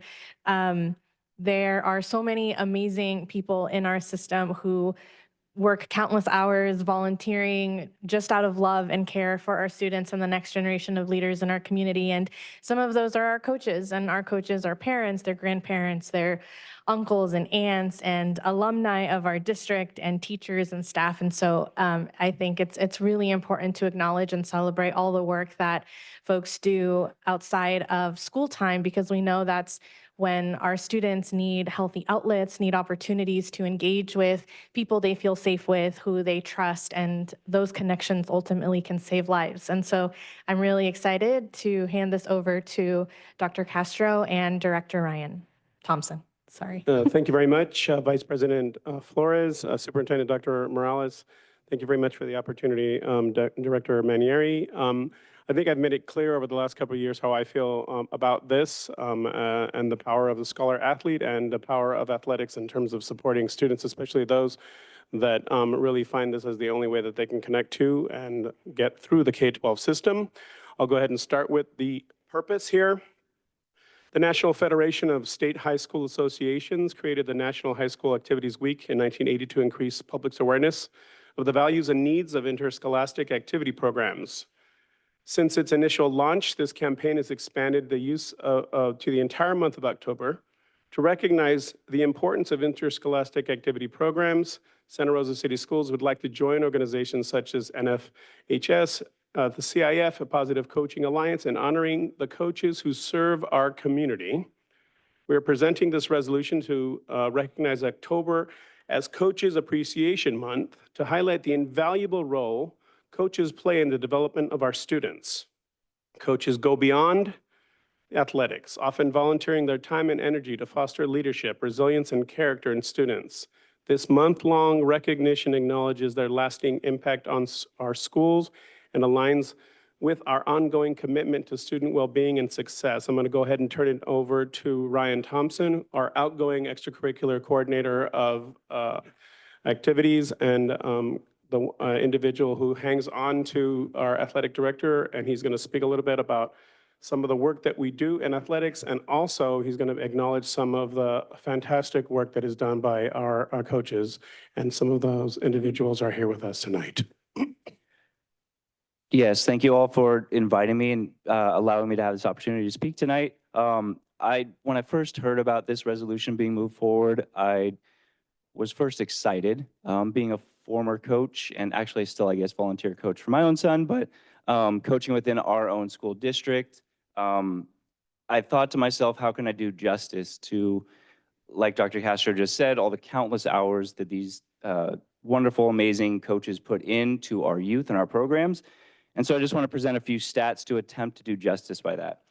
So first of all, thank you to all the many coaches who are behind me, as well as all that are either listening online or are currently coaching or getting off of the field or the court or the playing surface or the cross-country course and finishing up their daily activities after their full-time jobs. So some quick stats for you, and I'll keep it brief. From 2023 and 2024 school year, we had over 400 coaches in Santa Rosa City Schools. Of those coaches, 222 were head coaches or assistant coaches, and 203 were volunteer coaches, so roughly about half and half right there. And volunteer meaning they're giving up their time for nothing other than the pure joy of watching our youth succeed. We had these over 400 coaches, and this is all in the secondary schools, so grades 7 through 12. They served 3,613 student athletes in grades 7 through 12. This is a 4% increase from the 22-23 school year. And this is over 23 interscholastic athletic programs, 17 at our high schools that are in the CIF NCS organization, and then 6 middle school programs across all of our 5 middle schools. So like I mentioned, there's countless, over 400 coaches in our organization. A few of them are on my team tonight, so I want to introduce a few of them to you. First, what's up? Oh, yeah, sure. If you guys want to come on down real quick, if you like. You don't have to if you don't want to, but please, come on down. We're honoring you.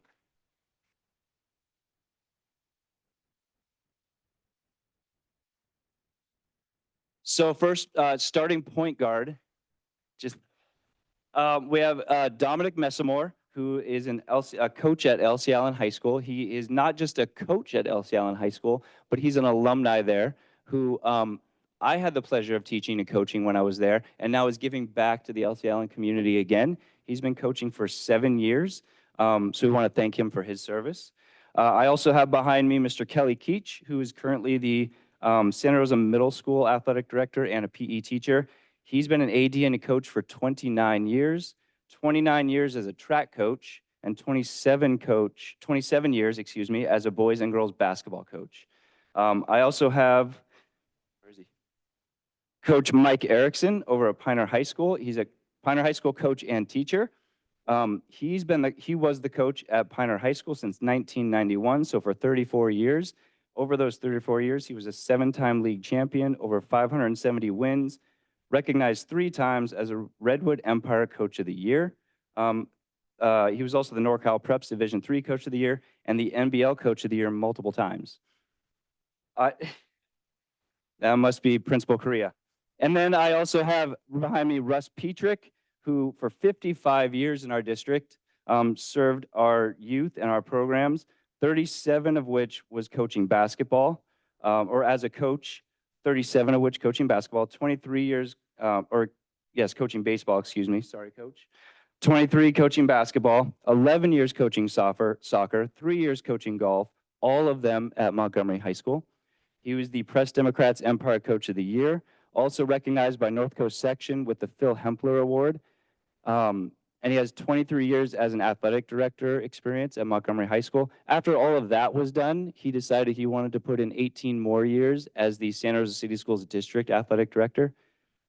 So we want to thank these guys, and there are very many more coaches. Like I said, over 400 coaches that give up their time and all have astounding resumes and variety of experiences. And if you ask any one of them, the most common thing you'll hear from the gentleman behind me and the many coaches watching and listening is they're all in it for the students. So I want to give them a round of applause.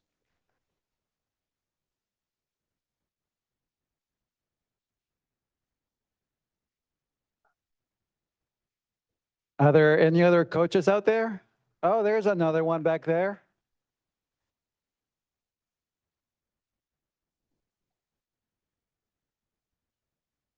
Thank you. Okay, so tonight's requested action is that the board consider the approval of Resolution 2024-25-17, recognizing October as Coaches Appreciation Month. Thank you. This is an action item. Do we have any comments from the board? Yes. Russ, it's been a minute since I've seen you. So I'm really excited about this resolution. The amount of time, blood, sweat, and tears and emotional connection that coaches have poured into our students is beyond remarkable. There are no words to capitalize how important that is. I've coached youth sports for over 25 years in Santa Rosa. I coached track and field at Marie Curie High School for 7 years. So I've been in the thick of it. And I am the product of coming out of a broken home and struggling and looking for that direction and being mentored by a positive coach role model, somebody that can make a connection with something seen in their student athlete and help provide them with balance and opportunities to pursue their education so that they can continue to pursue the things that bring them joy in athletics. So there's nothing that's closer to my heart than a coach. And I thank all of the coaches in this district for their time and effort, and know that it's one of the things that makes students want to go to school. They want to be there. They want to be part of a team. They want to be part of a community. They want to do well for themselves and others. And as due to the countless hours that our coaches pour into our team. So thank you guys so very much. It does not go unnoticed, and we cannot ask anymore, and you guys just keep showing up and doing it. So thank you so much, coaches.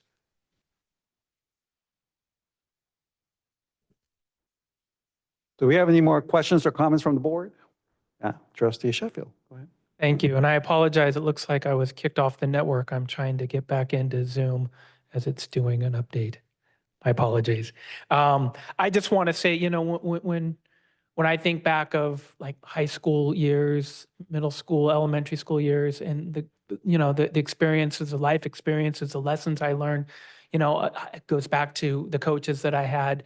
You know, I had a wonderful eighth grade basketball coach who taught us many lessons, including how to lose a game. That was Marty Cloud, a great coach. My high school track coach, Rex Bell, amazing guy, amazing history teacher as well. Never gave up on kids. My football coach, Iron John Wall, he was a Washington State Coach of the Year. Amazing coach, taught us all a lesson, taught the whole community a lesson, honored for the way that he could connect with his players and with students. And then I think of my kids now.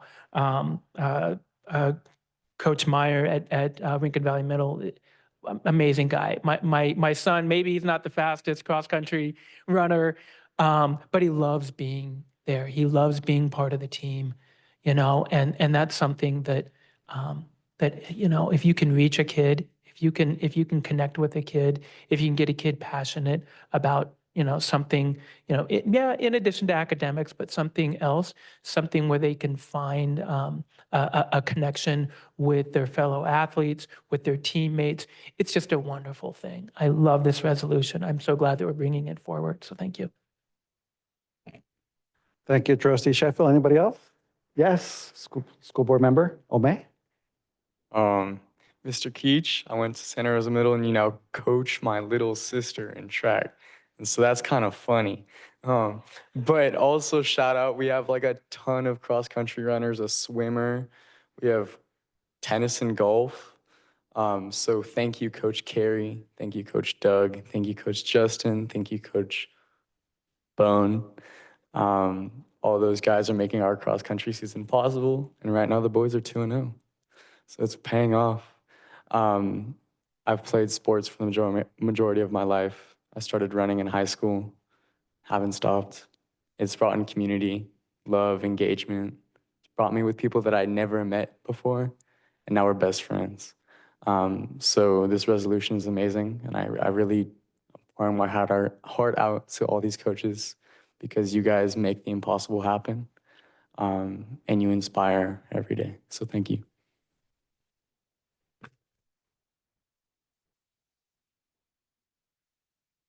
Thank you. I don't know what to say that hasn't been said yet.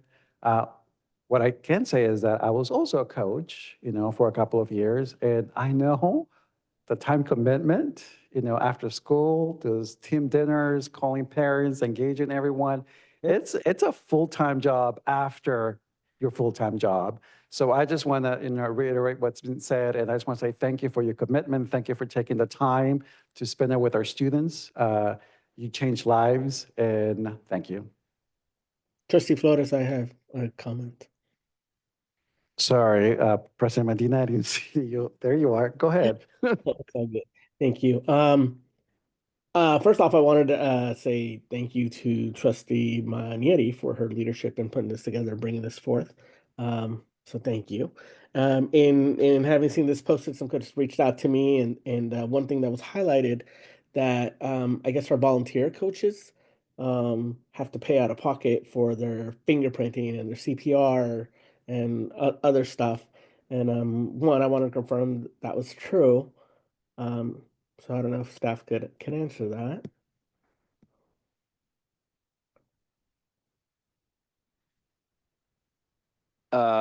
All of our coaches, volunteer and paid coaches, do have to go through a rigorous clearance process through our HR department, which is great because then we know that we're putting the best coaches out there on the field. Many of them do have to pay for the coaches class, which is a one-time class that they take, and it gives them coaching coaches education class gives them clearance for their entire life. They do pay a one-time fee, but then they can submit for reimbursement from us. Okay, so that's good to know that they can submit for reimbursement. The other thing I just want to know, in those numbers, the 400 plus, and did that include the the rugby coaches, because I know I don't think we necessarily classify it as a sport, it's more like a club, but I did want to make sure that we recognize our rugby coaches as well. Understood. Yeah. Those numbers did just include any of the coaches for the official interscholastic sports. It did not speak volumes to the elementary school programs, the basketball and volleyball programs that are also launched, as well as any extracurricular clubs like rugby or even the cheer clubs that are active on our campuses. So those numbers did not include that. So if you think about that, that increases our numbers even more so for adults that are there giving up their time and impacting students' lives. So yeah. Thank you for clarifying that. And yeah, I definitely want to just show my appreciation to all the coaches out there. It might be hard for folks to believe, but in my early years, I was very active into sports, and sports was such a big part of my life. It kept me on a good track, and I think played a large role into the person that I am today. So thank you to all the coaches out there for all the work and time that you put in, because it's a lot of time. And you wear lots of hats. So thank you.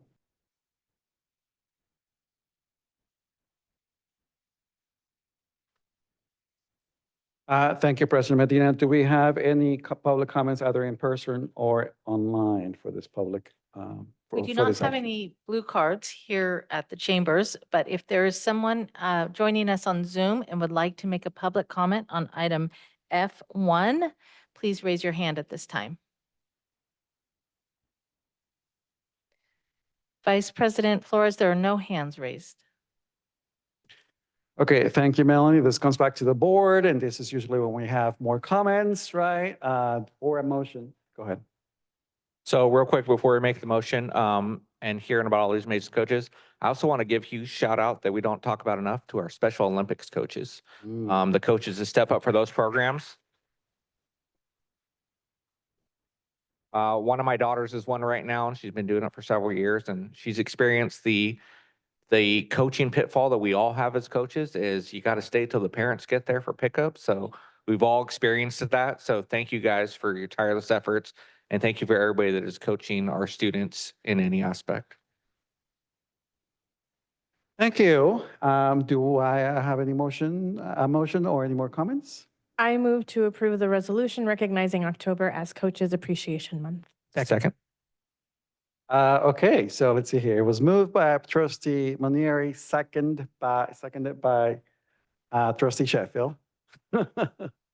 Roll call vote, please. Student Board Member Zuniga. Aye.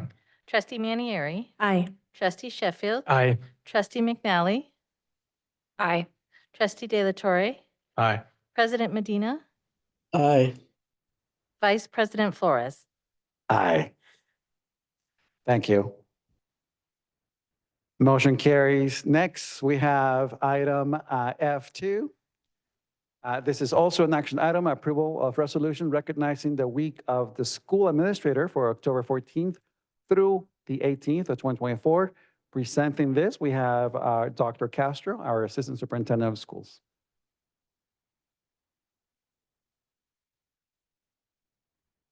Thank you, Vice President Flores, Superintendent Morales, students, staff, community of Santa Rosa City Schools.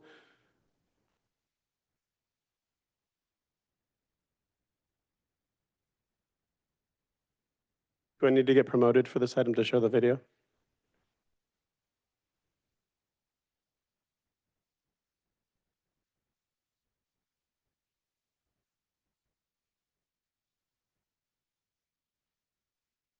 You happen to have a written version of it?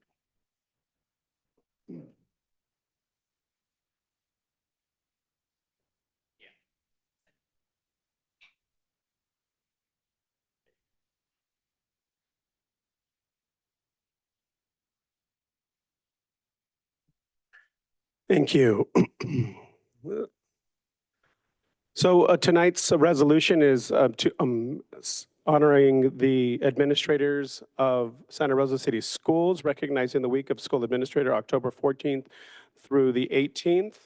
Our public information officer, Vanessa Wedderburn, has put together a nice video. I'd like to share it with the community and the board at this time. One second here while I get this ready.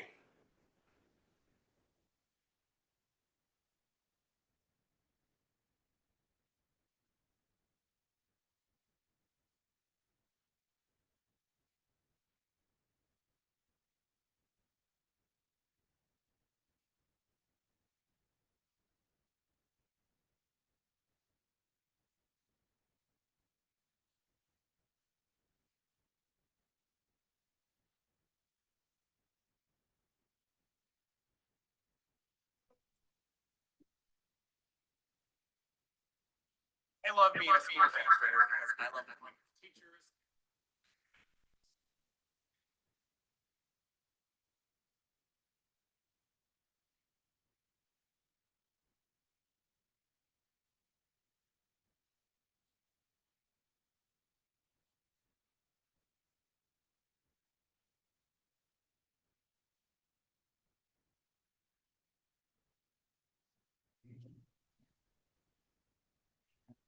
It should be something that has to do with audio settings.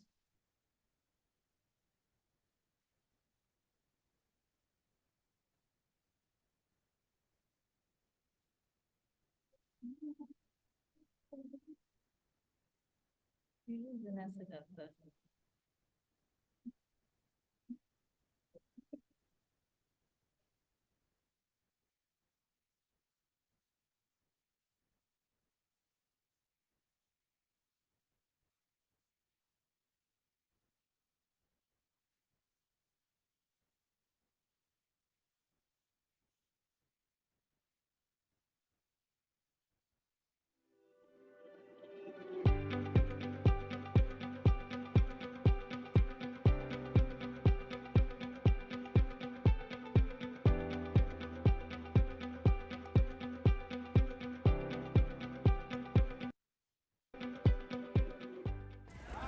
I love being a school administrator because I love working with teachers. I love seeing students succeed, and I love building a positive community. Hi there, my name is Gabriel Alvarez, the principal at LC Allen High School. I love being the principal of LC Allen High School because I can make a positive impact in our school community. I play a role in our students' academic and social emotional growth. I support all our families, especially our Spanish-speaking families who traditionally have not had a voice within a school setting. And I hope I've been a positive role model for not only our students, but our staff as well. I think one of my favorite things about being a high school principal, and I can name so many because there's so many great things about it, but I think for me, it's probably watching my students graduate and cross that finish line. I think that for most kids, graduating from high school is just one step on the road to success in their life. But for some of our students, it's really a huge task and they've worked really hard. And so to be able to participate that and watch them, the amount of pride I feel and just how happy I am for them, I think that high school graduation is a rite of passage, and to be able to participate that and even just a little bit just brings me so much joy. And I think that's probably one of my favorite things about being a high school principal. Hi everyone, Brad Coscarelli at Hidden Valley. I love being a principal. It is my whole life. I love learning and teaching and being with kids every single day. Thank you. Why do you do what you do? As principal at Montgomery, I do what I do because of this.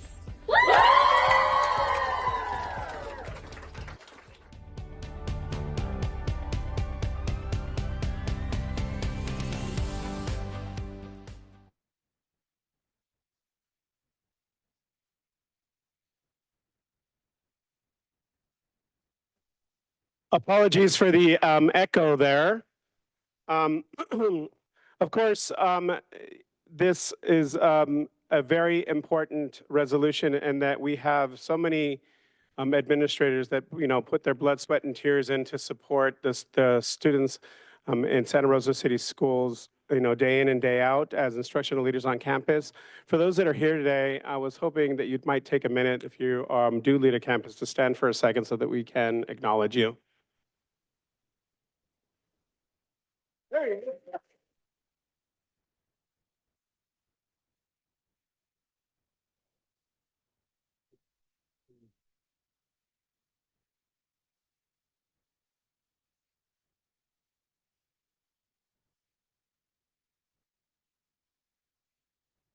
Okay, so tonight's requested action is that the board recognize resolution number 25-14, recognizing the week of the school administrator, October 14th through 18th, 2024, as the week of the school administrator. Thank you, Dr. Castro. This comes to the board. This is an action item. for any questions. Let's do questions and comments at the same time. Okay. And okay, so seeing none, I'm going to move to the public comments. I have a blue card for this one. Robert Merritt? Marisk? Merrick. Merritt. Merrick. There you go. Thank you, Robert.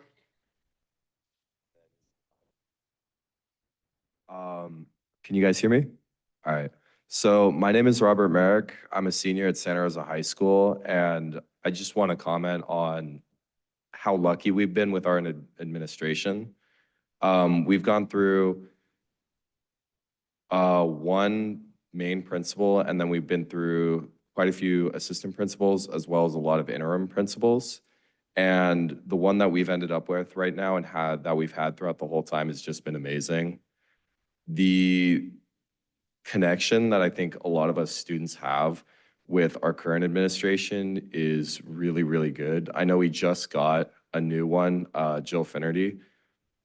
And even now, like my little sister and some of her friends really like her. But personally, our current principal, Mr. Ryan, or Dr. Ryan, is one of the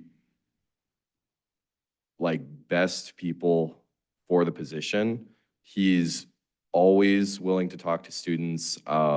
He's very, very involved. Every single student really, really matters to him.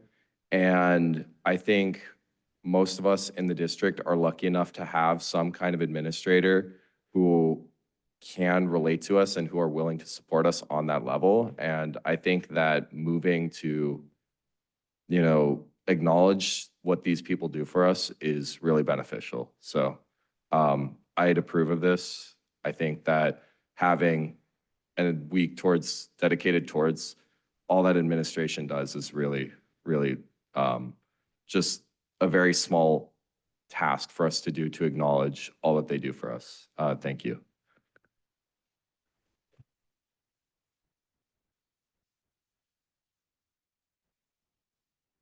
Thank you, Robert. This comes back to the board for motion or any more comments. I'd like to say Sorry, Vice President. We need to online. call for Oh, online. gosh, I keep forgetting. Yes, thank you. Do we have any online comments? If there are members of the public joining us on Zoom and would like to comment on item F2, please raise your hand at this time.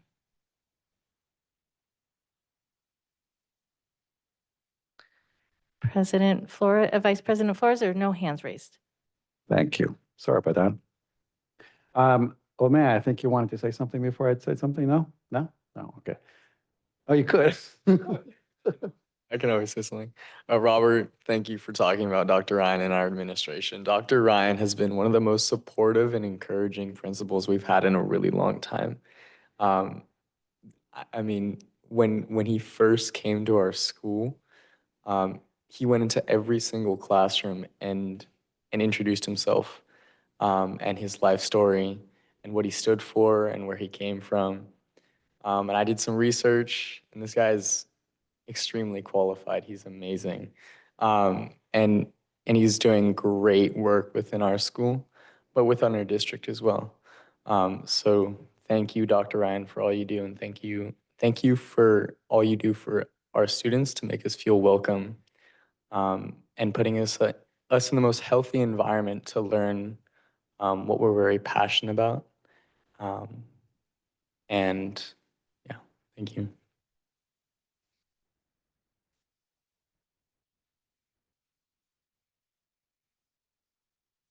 Well, I'd just like to take a moment to say thank you to all the administrators out there at the site levels, district level. As a school employee myself, working in a different district, I can see how important it is to have an administrator that supports the staff to a common goal. It is the people that will actually make a team work, and finding that right fit. It's always, sometimes a little bit difficult to find, but when we do, it is golden. So do I have any other comments or a motion on? So I'll make a motion. As somebody who spent a great deal of time in the principal's office um, when I was a student. So my hat's off to all administrators. With that, I move approval of resolution number 2024-2514, recognizing October 14th through 18th as the week of the school administrator. I heard a motion and a second. Thank you. So that was moved by trustee Sheffield, seconded by trustee Manieri. Roll call vote. Student Board Member Zaninga. Aye. Trustee Sheffield. Aye. Trustee Manieri. Aye. Trustee McNally. Aye. Trustee De La Torre. Aye. President Medina. Aye. Vice President Flores. Aye. With that, we'll say thank you for being here. Next.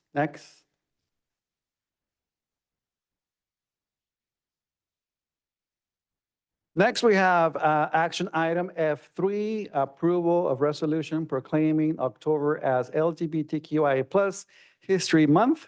Presenting this item, we have Dr. Morales and Sarah Imperanto.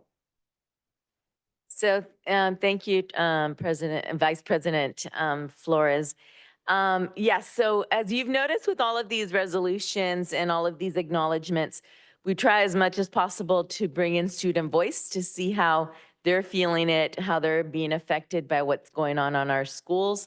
And so we've asked Principal Imparato to come and speak about the work that they're doing on their campus as we pass this resolution, but also as we later on will talk about our updated AR around flying the flag. So I turn it over to you, Principal.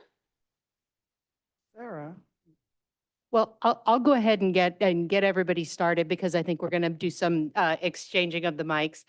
I'm very excited to introduce this large team here tonight. I'm Stacy Desideri, and the resolution that we are bringing to you tonight, which is Resolution 2425-15, is asking you to acknowledge and recognize the remarkable achievements, struggles, and contributions of the LGBT individuals throughout history. LGBTQ+ History Month serves as a vital reminder of the progress that has been made for fight in equality and the work that still lies ahead. By acknowledging the past, we can better understand the present and shape a more inclusive future for all.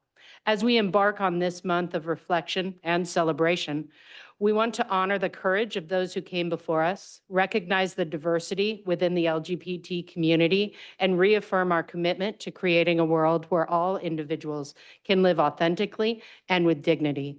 To do that, we have a group from Elsie Allen High School and the Charter for the Arts to speak to you tonight about how this work is being done live and in time at our schools. Principal Imparato, do you want to start us off?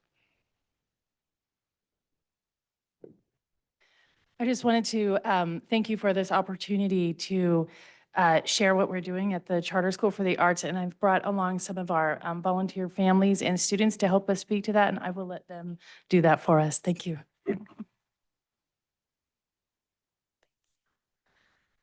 Buenas noches, mi nombre es Marisol Ceja, mis pronombres son ella, y soy una madre orgullosa de una estudiante en la Escuela Arts Charter y miembro de la Junta Directiva de Amor para Todos, una organización local sin fines de lucro que se dedica a fomentar la inclusión para todos, especialmente en los que respecta a género e identidades LGTB. APT trabaja incansablemente para hacer que las escuelas sean más inclusivas, brindando recursos, capacitación y apoyo a los educadores, el personal, estudiantes y padres tutores. La importancia de la inclusión es crucial para el bienestar y el éxito de nuestros estudiantes LGTB. Nuestro evento de orgullo de Arts Charter ha celebrado la diversidad y ha creado un sentido de pertenencia, empoderando a los estudiantes para expresar sus identidades. Abogamos por el uso respetuoso de los pronombres de los estudiantes, lo que fomenta un ambiente de aceptación. Al considerar la resolución que proclamamos octubre como el mes de la historia LGTB, debemos honrar las contribuciones y la lucha de las personas LGTB. Es esencial que nuestro distrito garantice que todas las escuelas cumplan con la Ley de Educación Fair Act, celebrando la diversidad no solo como un evento único, sino como un compromiso continuo, un cambio real. Este compromiso puede marcar la diferencia a la hora de prevenir el suicidio y salvar vidas. Debemos priorizar la capacitación integral del personal e implementar activamente prácticas que promueven una cultura inclusiva. Quiero resaltar que la capacitación gratuita, el bienestar y el apoyo Welcoming Schools antiprejuicio LGTB está disponible ya para las escuelas públicas de SCO. Se puede utilizar ahora como una acción inmediata para crear entornos seguros para nuestros estudiantes. Animo a la Junta Escolar a centrarse en crear un cambio real en nuestras aulas y en un ambiente escolar, promoviendo la aceptación y haciendo cumplir una política de cero tolerancia para los insultos y el acoso. Juntos podemos garantizar que cada estudiante se sienta seguro, respetado y celebrado. Gracias por su compromiso con la inclusión de nuestras escuelas. Good evening, everyone. My name is Marisol Ceja. My pronouns are she, her, ella, and I'm both a proud parent at Arts Charter School and a board member of Amor para Todos APT, a local nonprofit dedicated to fostering inclusivity for all, especially regarding gender and LGBTQIA+ identities. APT works tirelessly to make schools more inclusive by providing resources, training, and support to educating staff, students, and parent guardians. The importance of inclusivity is crucial for the well-being and success of our LGBTQIA+ students. Our Pride event at the Arts Charter School has celebrated diversity and built a sense of belonging, empowering students to express their identities. One of the many things we do at our school is that we advocate for the respectful use of students' pronouns, which foster an environment of acceptance. As we consider resolution proclaiming October LGBTQIA+ Month, History Month, we must honor the contributions and struggles of the LGBTQIA+ individuals. It's essential that our district ensures that all schools are in compliance with Fair Education Act, celebrating diversity not just as a one-time event, but as an ongoing commitment to real change. This commitment can make a difference in preventing suicide and saving lives. We must prioritize comprehensive training for our staff and actively implement practices that promote an inclusive culture. I want to highlight that the free Welcoming Schools anti-bias LGBTQIA+ trainings are available to public schools and can be utilized now as an immediate action to create safe environments for our students.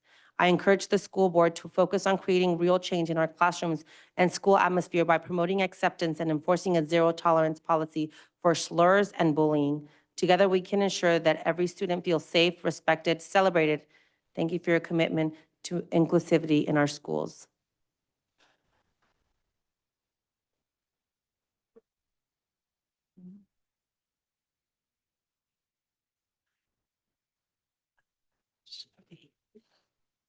Hello, my name is Susan Sarmick.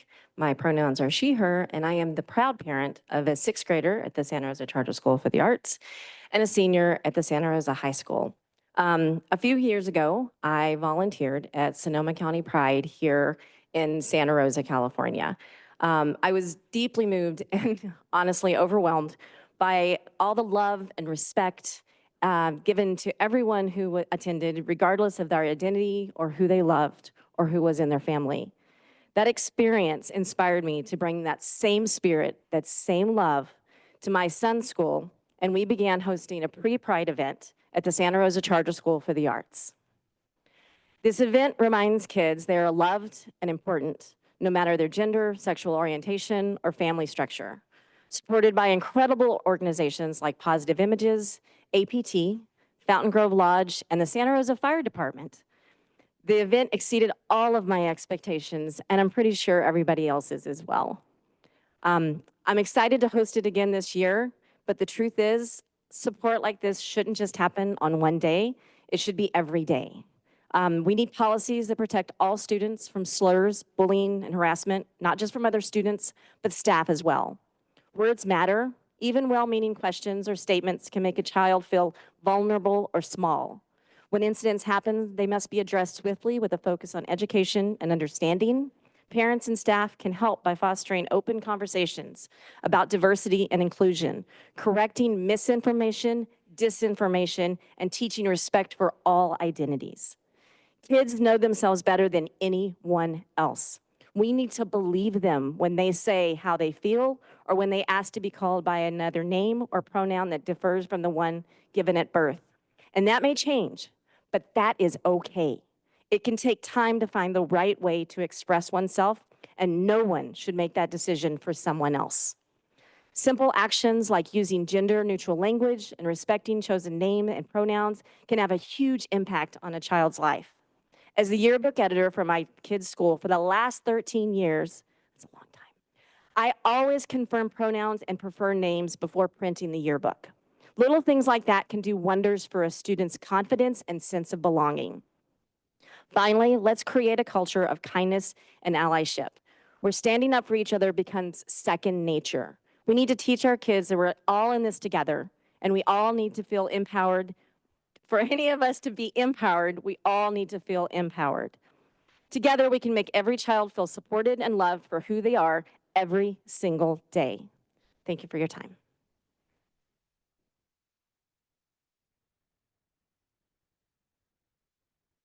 Hi. Hi, my name is Kiara. My pronouns are she, her, ella. I'm a student at Santa Rosa Charter School for the Arts. I want to talk about the resolution to declare October as LGBTQIA+ History Month.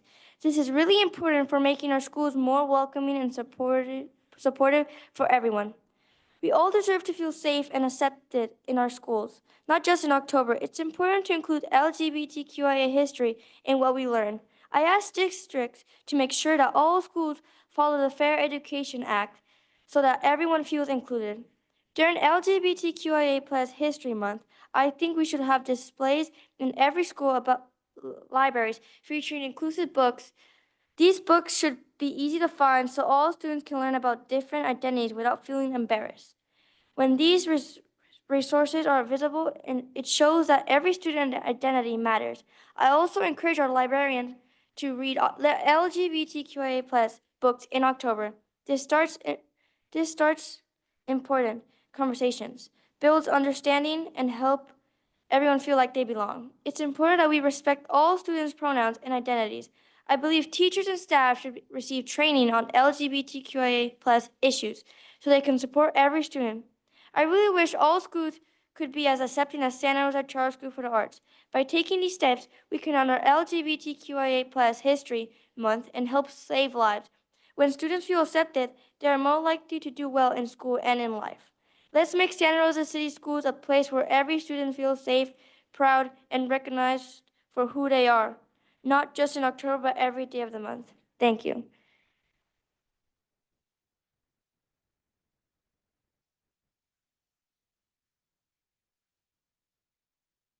Alrighty.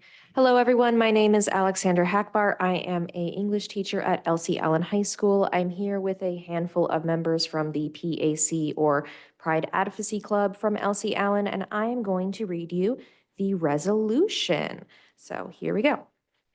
Whereas lesbian, gay, bisexual, transgender, queer, questioning, intersex, asexual, plus all other identities not encompassed by the acronym LGBTQIA History Month, founded in 1994 by Missouri high school history teacher Rodney Wilson, is an annual month-long observance of lesbian, gay, bisexual, and transgender history and the history of the gay rights and related civil rights movements, and whereas the month of October was selected to coincide with National Coming Out Day, October 11th, very soon, which celebrates the anniversary of the first March on Washington for gay and lesbian rights in 1979.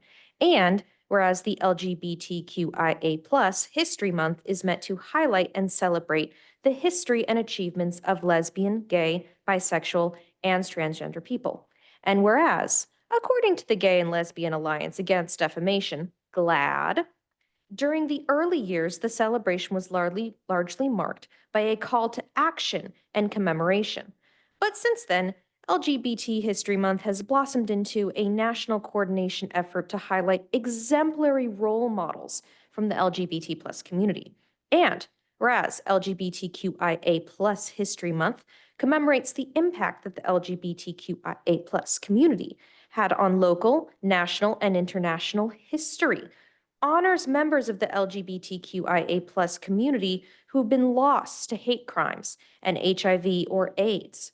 And whereas the LGBT students experience high rates of bullying, victimization, and harassment at school on the basis of their actual or perceived sexual orientation or gender identity, or that they're associates, and whereas this bullying, victimization, and harassment has led to negative educational outcomes for LGBTQIA+ students, including higher rates of dropping out, higher rates of absenteeism, and lower post-secondary school aspirations. And whereas LGBTQIA+ students also report higher rates of anxiety and depression.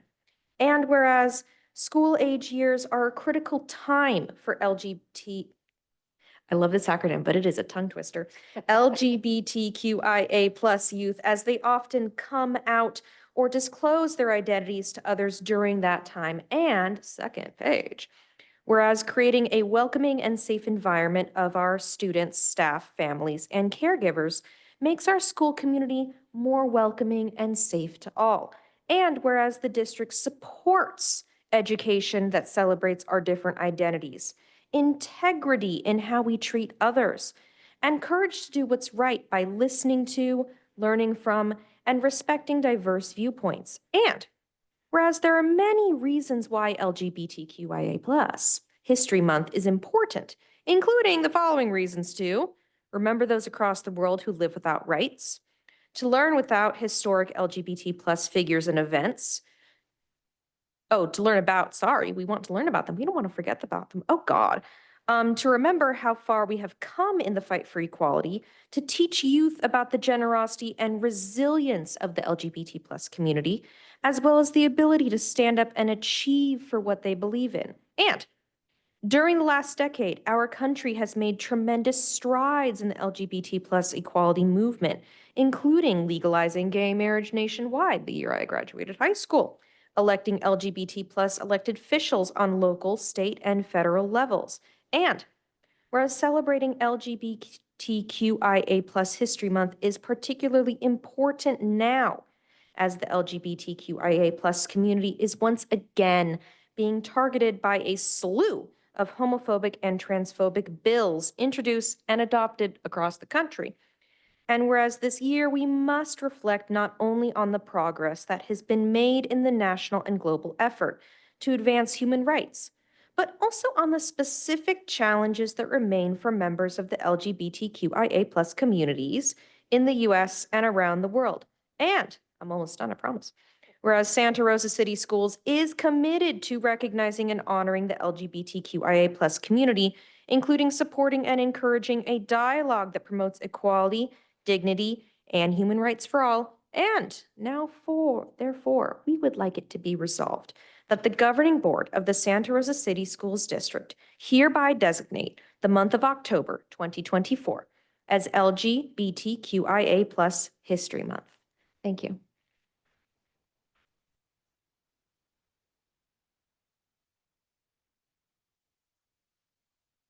Thank you. This comes back to the board for questions or comments.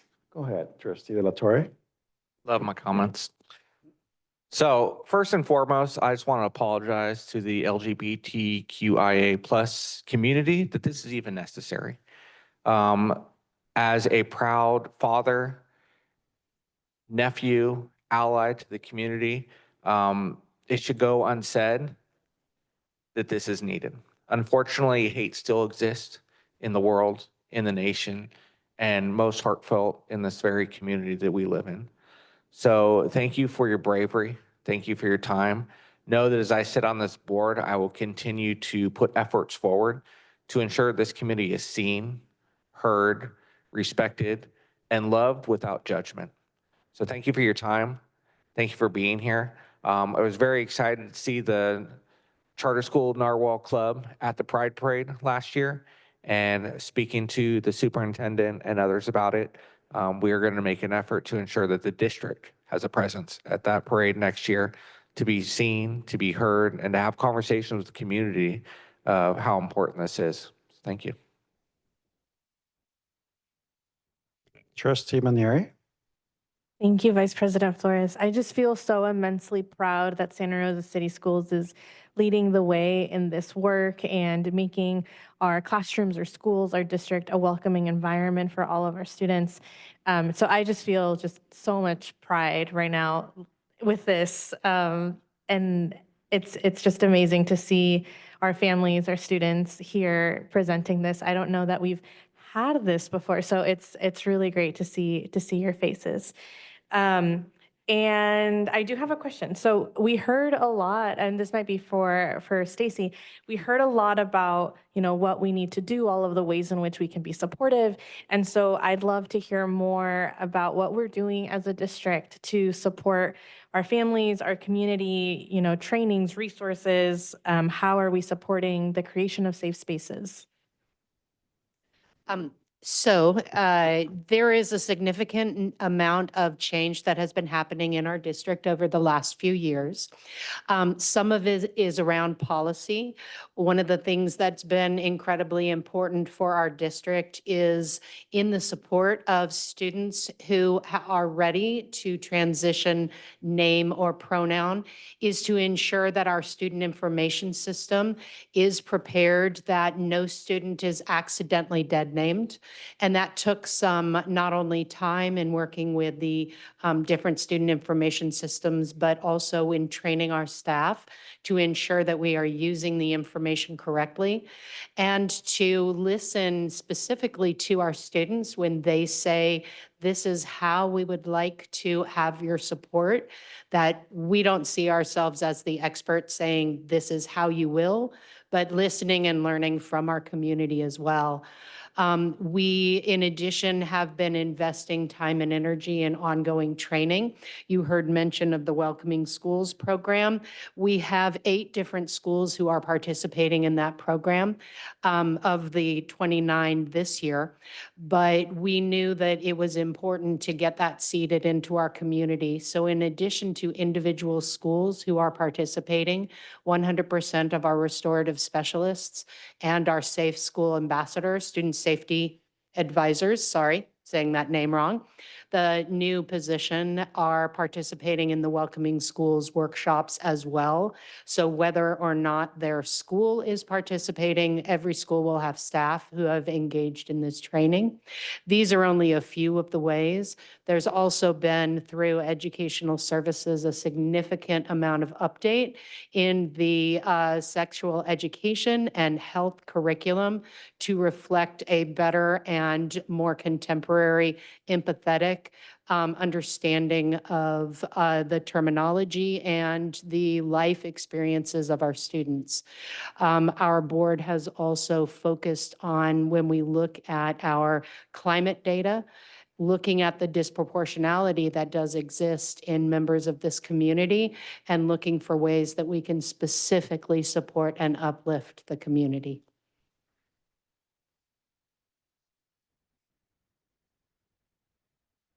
Thank you. Any other comments or questions for the President board? Medina has his hand raised. Oh, thank you. President Medina. Thank you. First off, thank you for everybody for presenting. Really, really good job. I think it's important for me to kind of share my story as its history. Growing up, I grew up with a lot of homophobia from my paternal side and not really understanding. It was in high school when I first met like a person that identified as gay, and he had a lot of issues being bullied in our high school and would get in a lot of fights. And um, being that I was president at the school, I always try to like get to know people, and I got to know him, and he seemed like a really nice guy. And it really conflicted with my teachings. And I think as I went through um, college, and I've mentioned this before, I think in terms of history, MECHA has been an organization that really focused a lot of energy on educating primarily Chicanos and Latinos around the conflict between the homophobia that was often taught to us and the true understanding of the many LGBT IQ plus folks in our community that existed. So I think it's important to continue that work and understand, because while we are doing a lot of very good work, I think, as a district to make our schools a safe place and to provide learning and understanding, there still exists a lot of misunderstanding and I want to say xenophobia in our community. I think it was brought up about all the legislation throughout the country, and I just checked, and it looks as of last month, the ACLU is tracking 530 bills in our country that are anti-LGBTQ bills. And so we see it in our community, we see it reported. So while we're doing good work, it's important that we really push to do more. And I think I identify as an ally, and part of being an ally is doing work like this, by working towards pushing legislation, but also speaking up when you see something that's not right. It's not about just sitting there not saying anything. It's making sure to speak up. That's what being an ally is about. It's about not just sitting there and doing nothing. It's about speaking up and advocating, because it's truly important. And we've come a long way, but we still have a long way to go. So I just wanted to share that. Thank you. Thank you, President Medina. I'd like to take a moment to bring to light the fact that this is part of a very robust resolution that was brought to the board. And I want to thank the rest of my board for being true allies in passing this resolution. I'm going to get choked up here. So I'm going to read something that I wrote a while back. Today, as we rise to renew our commitment to our LGBTQIA+ students, staff, and community, we cannot and will not tolerate hate, homophobia, transphobia, bigotry, and discrimination within our schools. It is incumbent upon us to take a firm and unapologetic stand against these destructive forces. Hatred and discrimination have no place in our educational institutions. Every student, thank you.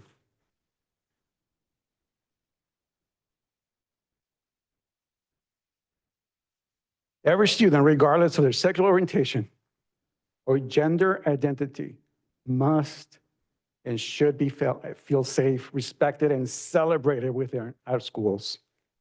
We must recognize that our schools should be sanctuaries for our students, staff, and parents and community members. No educator or student, regardless of their sexual orientation or gender expression, should have to live in fear. It is essential that we create an environment that all individuals feel secure and respected. No student should ever have to feel fear for their well-being or experience of sense of insecurity simply because of their trans or gay identity. Furthermore, we must address the harmful effects of discrimination against our LGBTQIA+ families. It is unacceptable for any student to be told that their family is inappropriate or that discussions about their family should be silenced because of their queer parents. Inclusive education means acknowledging and respecting the diverse family structures of our students.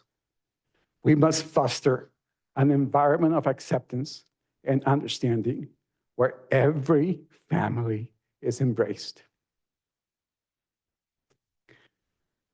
Finally, I want to emphasize that the loudest voices that we often hear here in this chamber sometimes, spewing hate, intolerance, and racism are not a reflection of the majority of the Sonoma County residents.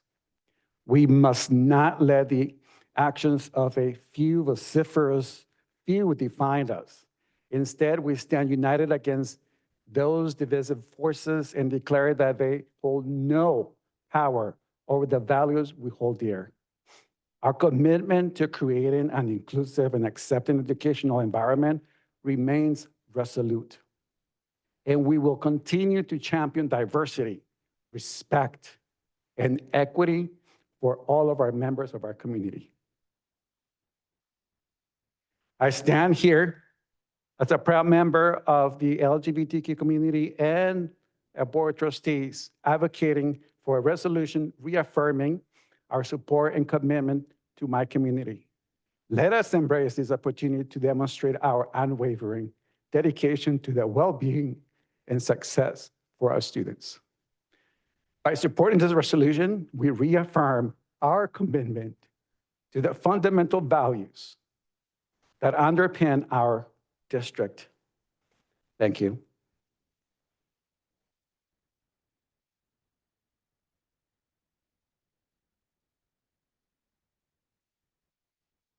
With that, we do have a couple of blue cards. Alexandra Hayden Boast first, and then we have Anthony Flores.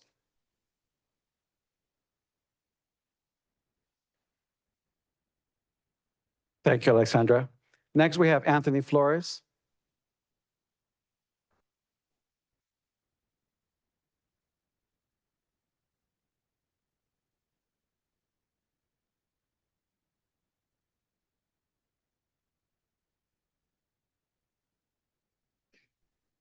I just really wanted to move it, but well, when it comes to this topic, I did want to talk about it just because it is something that applies to me. Yeah. Sorry. Okay. I was just gonna say, well, to preface this, my opinion or my experience is definitely not comparable to anybody else's because it's different for every individual, and everyone has different opinions, and I love that because I've just been growing up and being here in California, specifically Santa Rosa High School. Being there has been really cool because I'm just friends with so many diverse people without even trying to be. I just looked around, I'm like, huh. I don't know, I kind of like to connect with everyone. I like to hear everyone's opinions. And when it comes to that, I do feel that Santa Rosa High School has been, in my opinion, really a safe place for that.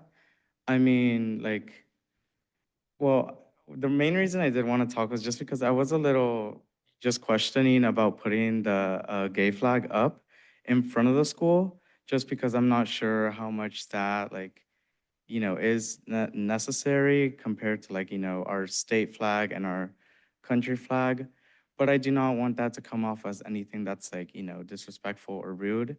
But it is just my opinion where it's I'm just kind of questioning that. However, I do want to shout out all of our staff at Santa Rosa High School because honestly, just being in those classrooms every now and then, I don't know if this is mandated by the school or just the teachers themselves, but I'll look at the wall and I'll see a little gay sticker, and it's just seeing that is okay, that's really cool. And it's just being at the school has given me so many experiences that anywhere else I wouldn't be able to. I mean, right now I'm here talking because of Mr. Brennan's class, which is kind of crazy to publicly out myself. But I also did it in my English teacher, Ms. Fennon's class, where I gave an essay about my experience.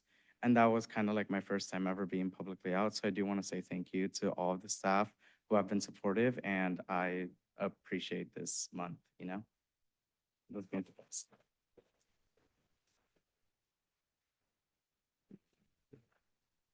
Thank you, Anthony. Do we have anyone online? There are members of the public joining us on Zoom and would like to comment on item F3. Excuse me. Please raise your hand. Our first speaker is A. Tovar. Please state your full name for the record.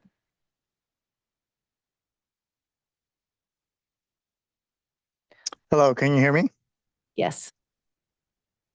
Hello, my name is Anastasia Tovar. I'm a parent at CCLA, and I just want to give a shout out to our administrator, Ms. Diaz, that has flown our Pride progressive flag for the last 3 years that she's been there, so it could be done.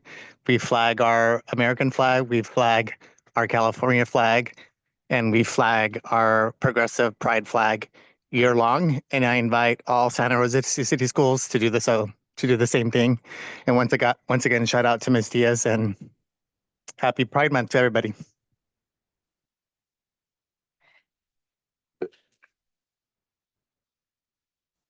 Thank you. Vice President Flores, there are no other hands raised. Thank you, and thank you, Anastasia. Good to see you. Next, this comes back to the board for more questions, comments, or a motion. I move to approve the resolution. Second? So moved by trustee McNally, second by trustee De La Torre. Roll call, please. Student Board Member Zuniga. Aye. Trustee McNally. Aye. Trustee De La Torre. Aye. Trustee Sheffield. Aye. Trustee Manieri. Aye. President Medina. Aye. Vice President Flores. Aye. Thank you. Thank you, all of you.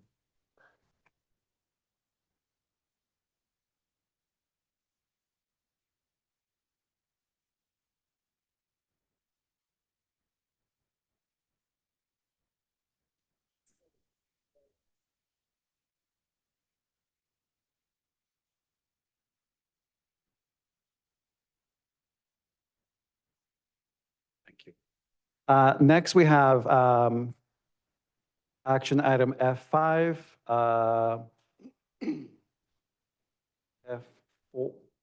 F4, sorry. 4, yeah. Yes, thank you. F4, approval of resolution proclaiming October as Filipino American History Month. Presenting this item, we have Dr. Castro, Assistant Superintendent of Ed Services, and Ms. Garcia Rosie. Yes. Thank you, Vice President Flores, Superintendent Dr. Morales, members of the board, students, staff, community of Santa Rosa City Schools. The last couple of board meetings, we've actually shown how we've been trying this year to show student voice and how this work and these affinity resolutions really demonstrate how our curriculum really raises that student voice, and through the ethics studies work that we do, we are celebrating this work on a daily basis. Today, just out of coincidence, logistically, we were unable to identify students and teachers, and that's just one of those things that happens, and it's going to happen every once in a while. We are not going to be able to bring every single time students and teachers. We do have Ms. Heather Garcia Rosa here, and if you want to say a few words with respect to the work that Ethnic Studies is doing. If not, we'll get right to reading the resolution and save a little bit of time, because we do tend to take a lot of time up on these resolutions in the last couple of meetings. I don't know if you want to say a couple of My words. boss did tell me to keep it, well, he actually didn't tell me to keep it short. He said, we're just reading the resolution. But thank you for opening that space, because I would like to say one thing. So as I was watching the last presentation, thank you for that, by the way. That was beautiful. I could not help but think of the unity clap that we do in a lot of our ethnic studies classes. It opens many courses. Some teachers use it from time to time. We use it in all our PD sessions, and it is Isang Bagsak, which is the unity clap started by Larry Itliong, a wonderful Filipino leader. And so I do just want to bring that in. One down, right? Isang Bagsak, one down. So we are in this together. And yeah, I thought a lot about that in the last presentations. Thank you. That's powerful. Okay, consideration. Filipino American History Month began in 1992, done in recognition of the contribution, culture, and heritage that Filipino Americans brought to the United States from the Philippines when they arrived in October of 1587.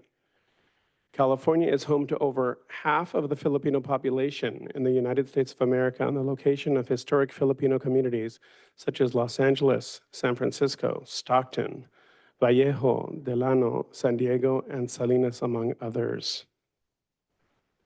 Tonight's resolution asks that the board consider and approve the resolution 2425-16, recognizing October as Filipino American History Month in Santa Rosa City Schools.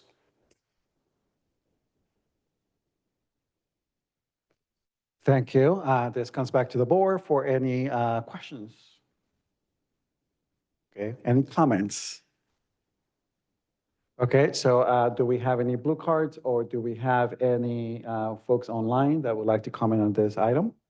I don't believe we have any blue cards, but if there are members of the public joining us on Zoom and would like to comment on item F4, please raise your hand.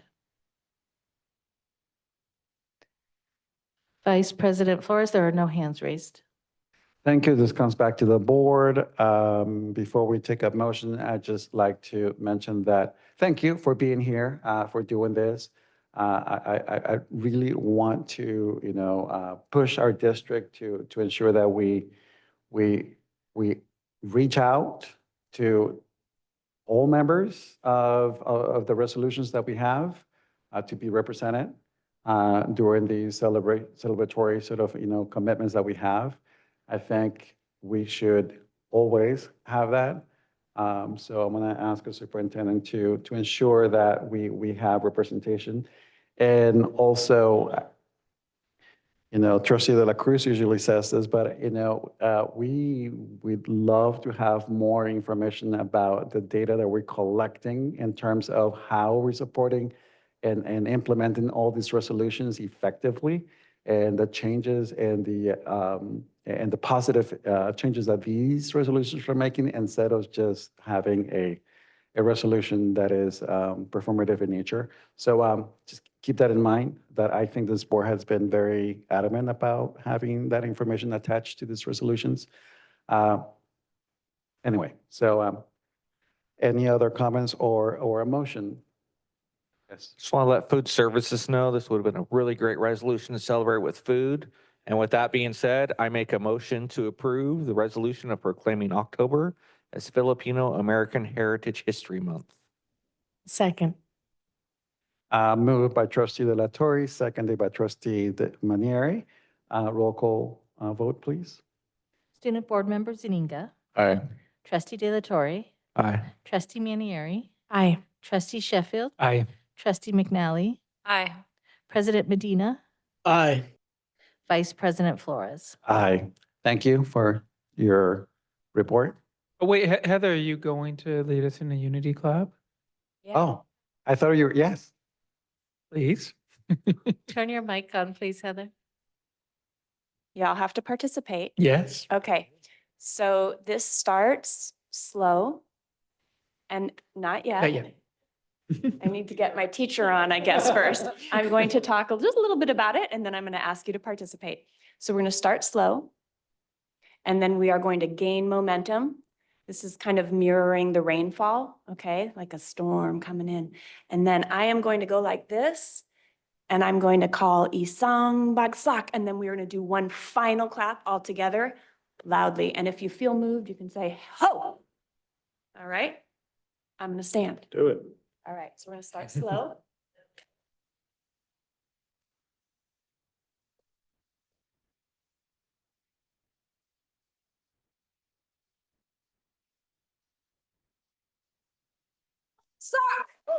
Oh, woo! Thank you. Thank you, Heather. Oh, look at that, Ever. Wow, of course, of course. Thank you, Heather. Next, we have item F5, right? Yes.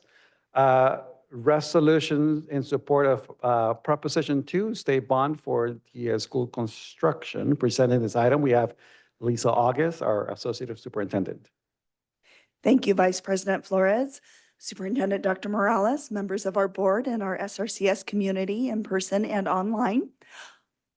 My resolution is not nearly as fun, but it is really important. What we are looking for is we are asking our board to support publicly through adopting the resolution, Proposition 2, which is the state facilities bond, which is really important for us to be able to continue to improve our facilities with additional funding over and above what is brought in from our local property tax dollars and our local bond dollars that were approved by our constituents. The state match program does provide a 60%, up to a 60% match for modernization projects, which we do have applications in the queue for. So this could have actually a fiscal impact in the next couple of years if passed. So back to you, Vice President. Well, thank you. I was going to ask you, I think you were going to say, but, follow the protocol here. Do we have any questions from our board regarding this or comments? Just a quick question, and thank you. And we'll talk more about this prop and and the support we have behind it. But I'm wondering, is there any sense, idea of what the impact of this bond will be for our district?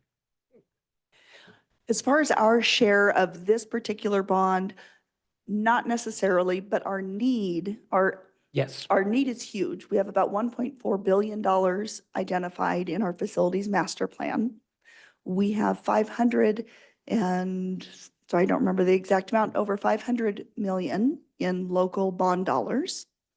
And so that leaves a $900,000 gap. Yeah. We have, sorry, 900, not 900,000, $900 million gap.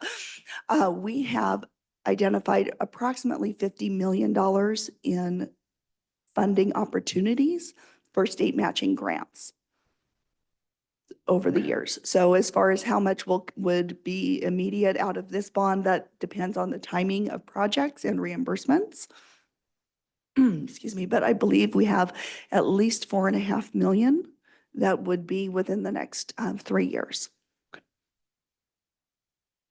Thank you. That's a really good perspective as well. I mean, it's really kind of sobering. We know that we have the needs here. 50 million in funding and matching grants. Hopeful, but this is money much needed.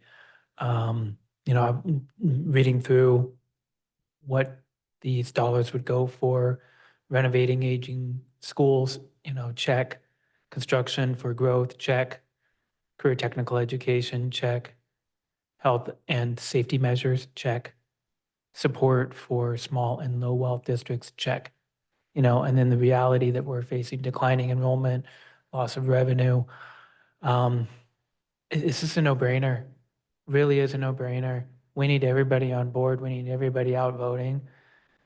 This is huge. This is huge for our district. Yes, this is huge for the state of California.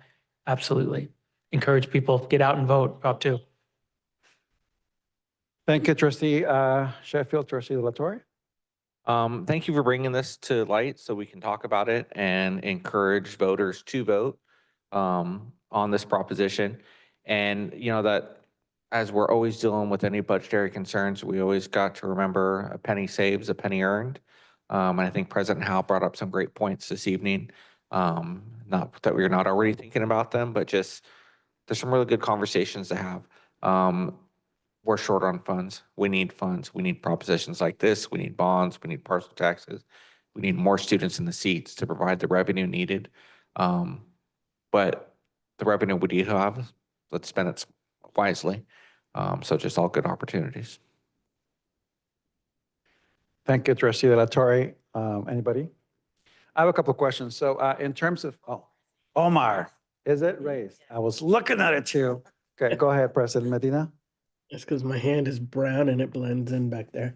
My question is in relation, assuming that this is this resolution is passed, is there a plan of communicating this out to our school community via some sort of parent square message or something, letting them know that the board has adopted this resolution, given that ballots have already been mailed out and people are probably likely to start voting?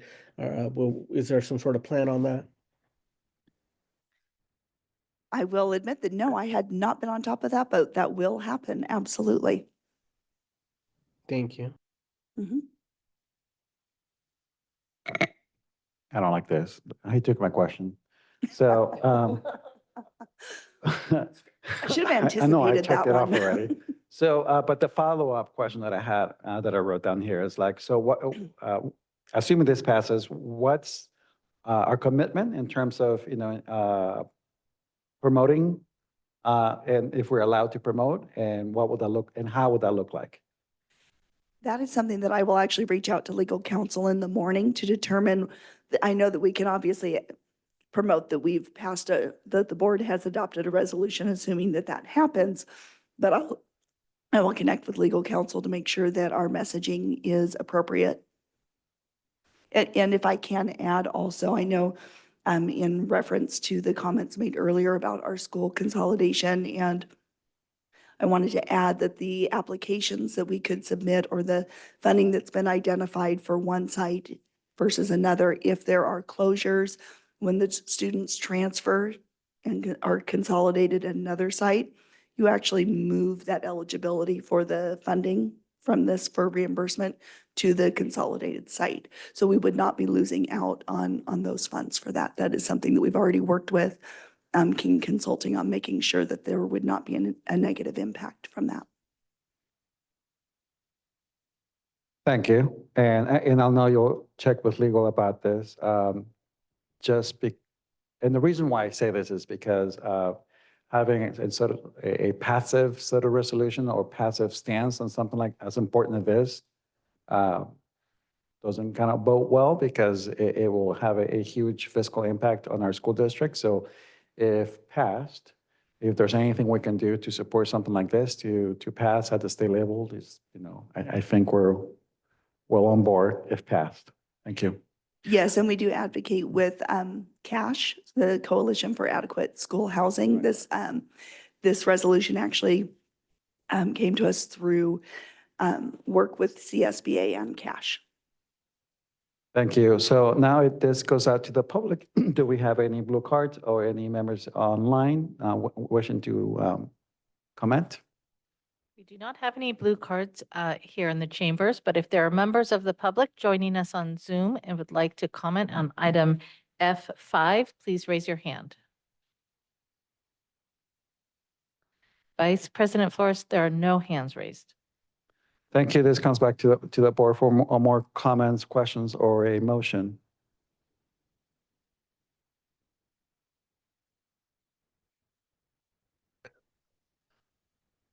Okay, I will make a motion. I move to move approval of resolution number 2024-2519 in support of Proposition 2, state bond for school construction. Second. Okay, so moved by Trustee Sheffield, seconded by President Medina. Roll call vote, please. Student Board Member Zuniga. Aye. Trustee Sheffield. Aye. President Medina. Aye. Trustee McNally. Aye. Trustee De La Torre. Aye. Trustee Manieri. Aye. Vice President Flores. Aye. Thank you. Resolution passes. The action item passes. Thank you. Okay, next we have, public hearing on Santa Rosa City Schools District Sunshine proposals for originating contract negotiations with the local Teamsters Union 665. This is a public hearing, so I need to open this up. If there are members of the public joining us on Zoom and would like to comment during the public hearing of item F6, please raise your hand. Vice President Flores, there are no hands raised and we do not have any blue cards. Thank you. Then that moves us to our action item. You'll want to close the public hearing. Oh, public hearing closed. Thank you. Wow, that's loud. Item F7, approval of the Santa Rosa City Schools District Sunshine proposal for originating contract negotiations with the local Teamsters Union 665. Presenting this, we have Dr. Vicky Sands, our Assistant Superintendent of Human Resources, and Jesse Olson, the Human Resources Director for Classified Employees. Thank you. Vicky is at a conference. She is joining us on Zoom. She's just now joining.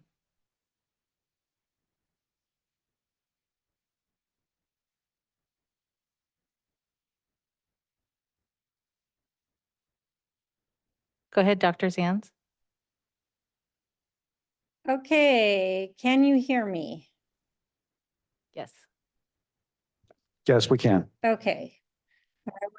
I wasn't sure if I did that right. Okay, Vice President Flores.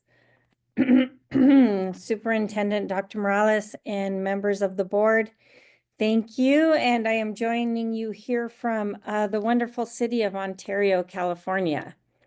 I am here tonight with my wonderful director, Jesse Olson, Director of Classified Staffing, to help me tonight to introduce to you the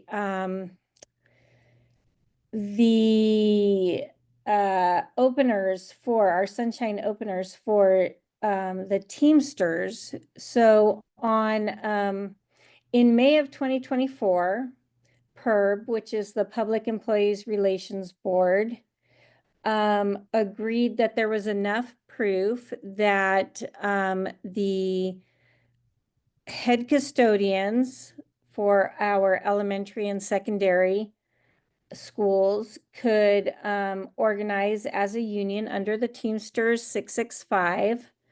And in June of 2024, Santa Rosa City Schools recognized that the custodians could negotiate under Teamsters 665. So we are here tonight to bring our openers for the first opening contract with the Teamsters, and the conditions will be prioritized under fairness, fiscal prudence, consistency with law and practice, and other well-recognized standards governing collective bargaining in California public schools. The subjects to be negotiated include recognition, association rights, district rights, grievance procedures, organizational security, hours and overtime, evaluation procedures, transfer and assignments, safety, leaves, including but not limited to sick leave and vacation, holidays, compensation, fringe benefits, pay and allowances, contracting, layoff, and miscellaneous provisions, including savings and duration. So the district looks forward to productive negotiations with Local 665 in the common interests of management, bargaining unit employees, students, and the school community. So we are asking tonight that the board approve our openers to negotiate with the Teamsters 665.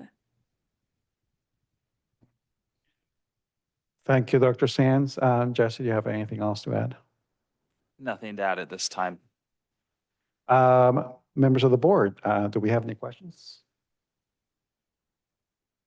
Okay, I have a question. How many people or employees does this affect? 23. Yeah, that's correct. 23, okay, got it, thank you. When are we going to be able to see the entire document of the contract? Because it looks like we have just the items you're going to negotiate.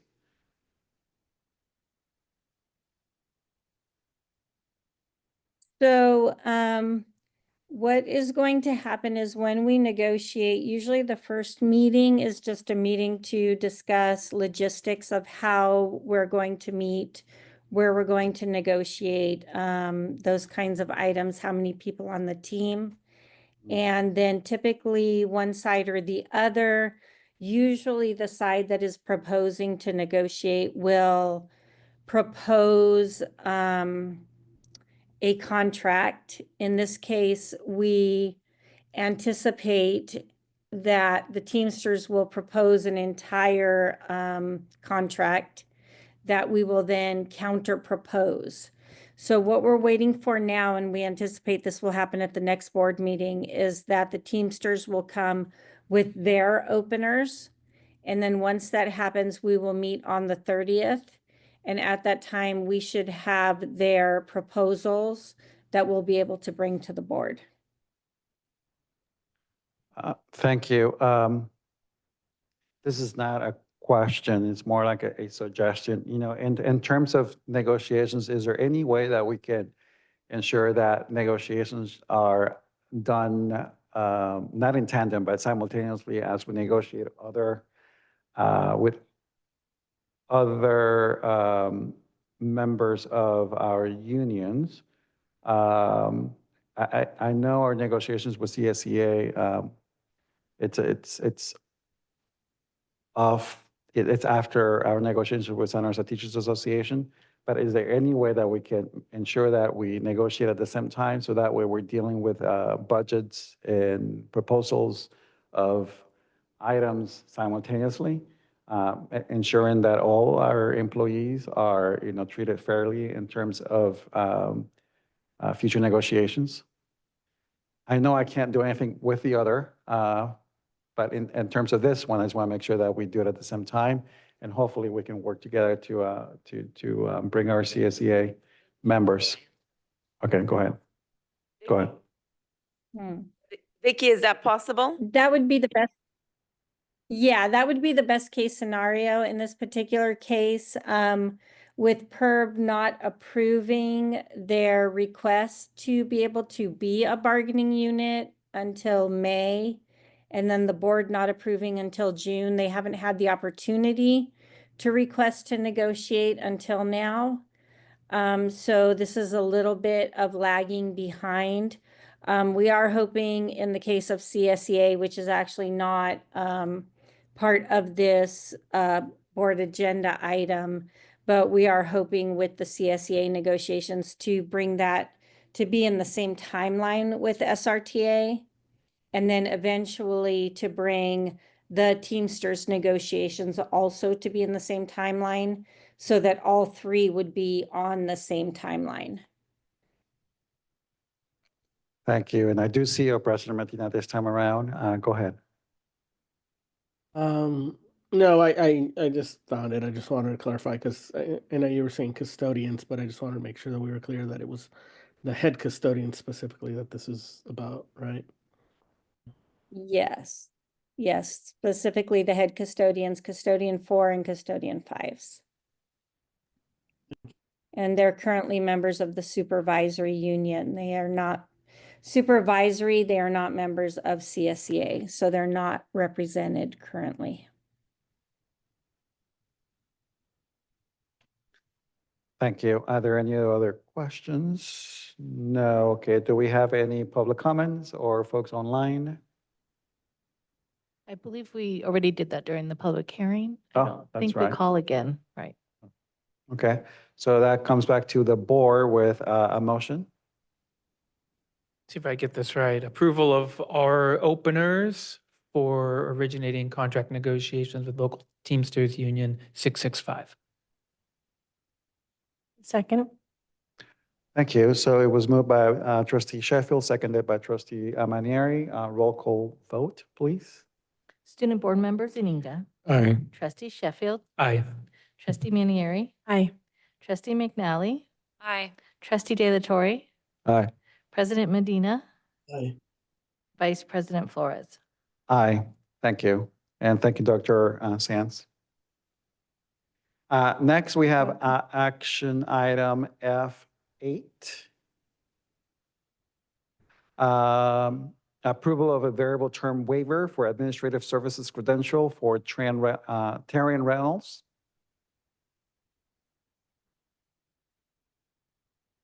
Presenting this item, we have Dr. Zantz.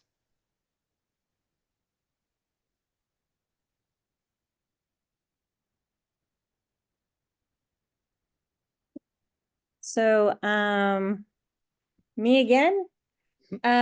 So we are asking for an approval of a variable term waiver for Taryn Reynolds, who is currently a psychologist for us, for the district, and she has been hired as a program manager for the SET program, which is the counseling enriched program.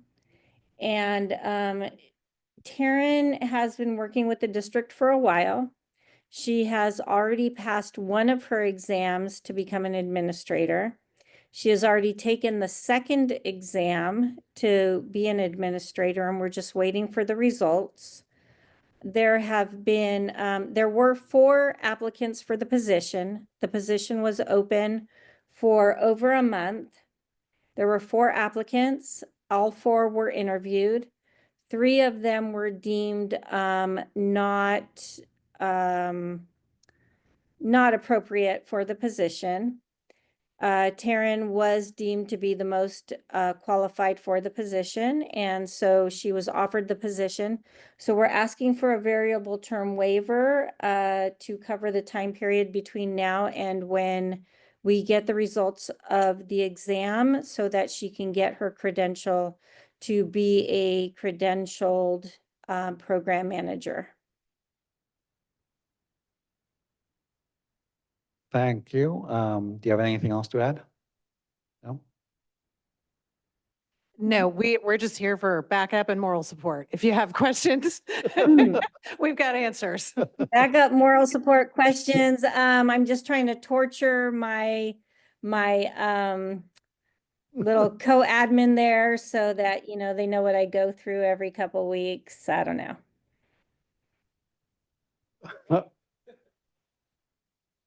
Okay, so, questions? Comments? You know me, I always have questions. So, Of course. you're welcome.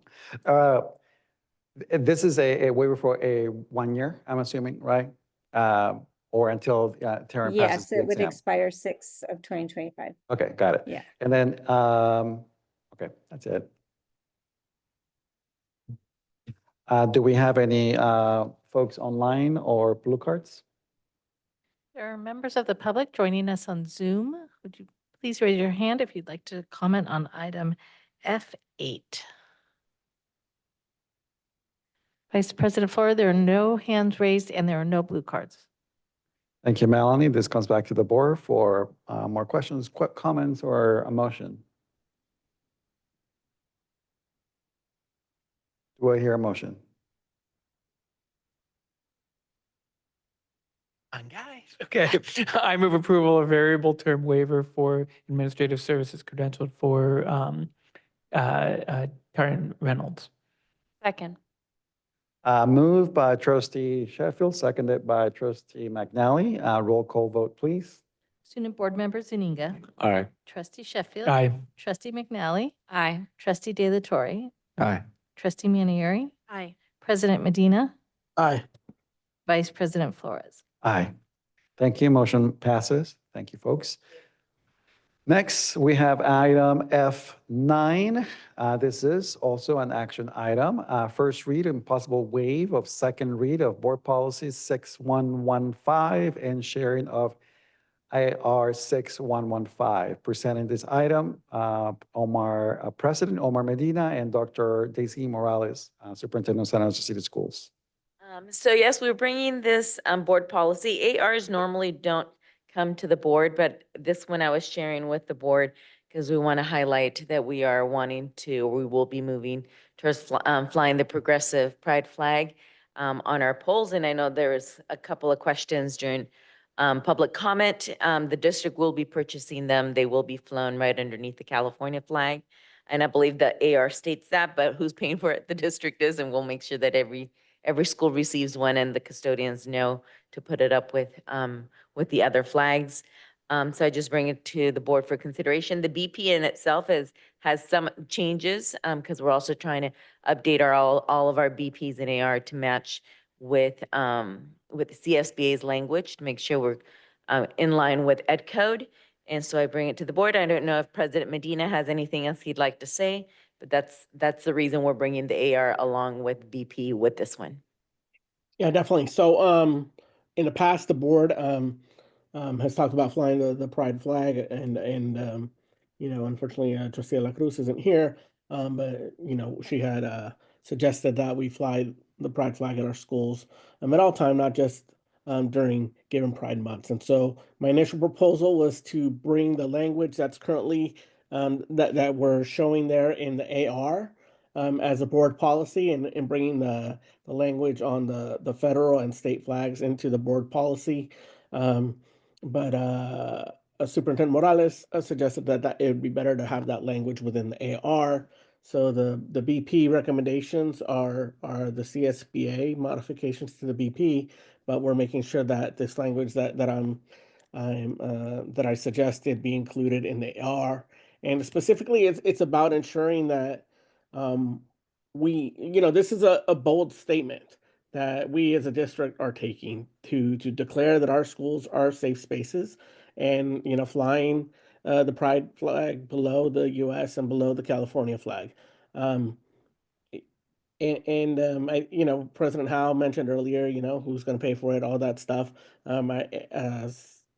Superintendent Morales has indicated that there's some schools that need some investment on whether it be poles or making sure that flags are posted. So making sure that we're doing that properly, is something that I trust that Superintendent Morales will make sure that we follow up on.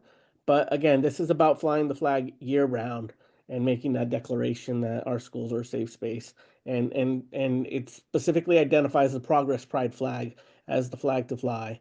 And so if you have more questions about that, I'd really recommend researching it and understanding the meaning behind it all. And yeah, that's what's on there. Thank you, President Medina. Do we have any questions from the board? I have one. So how did you come up with the Progressive Pride flag as the flag to be flown? We've asked principals, and the ones that came to us was the progressive without the circle, and then President Medina with the circle, that it has the intersex part of it. And so we were going with that one because it's a level higher than what, the students had given us.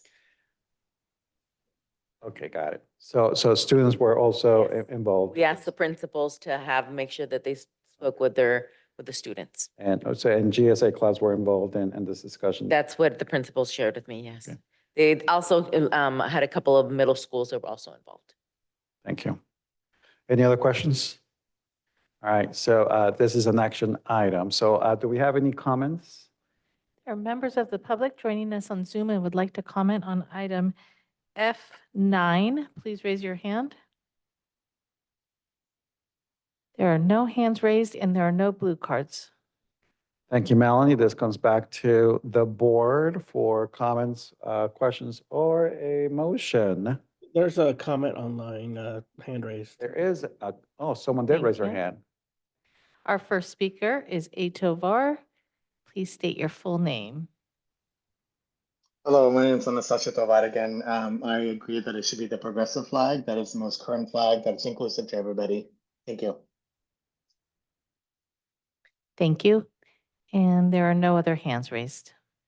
Thank you, Anastasia. Motion? I'll move to waive the second read of BP 6115 and AR 6115. I'll second. Thank you. Motion moved by Trustee Manieri, seconded by Trustee Sheffield to waive the second read of Board Policy 6115 and sharing of the Administrative Regulation 6115. Roll call vote, please. Student Board Member Zuniga. Aye.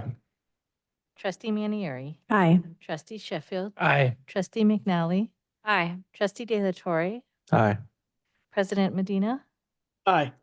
Vice President Flores. Aye. Thank you for that, Dr. Zanz, and President Medina and Dr. Morales.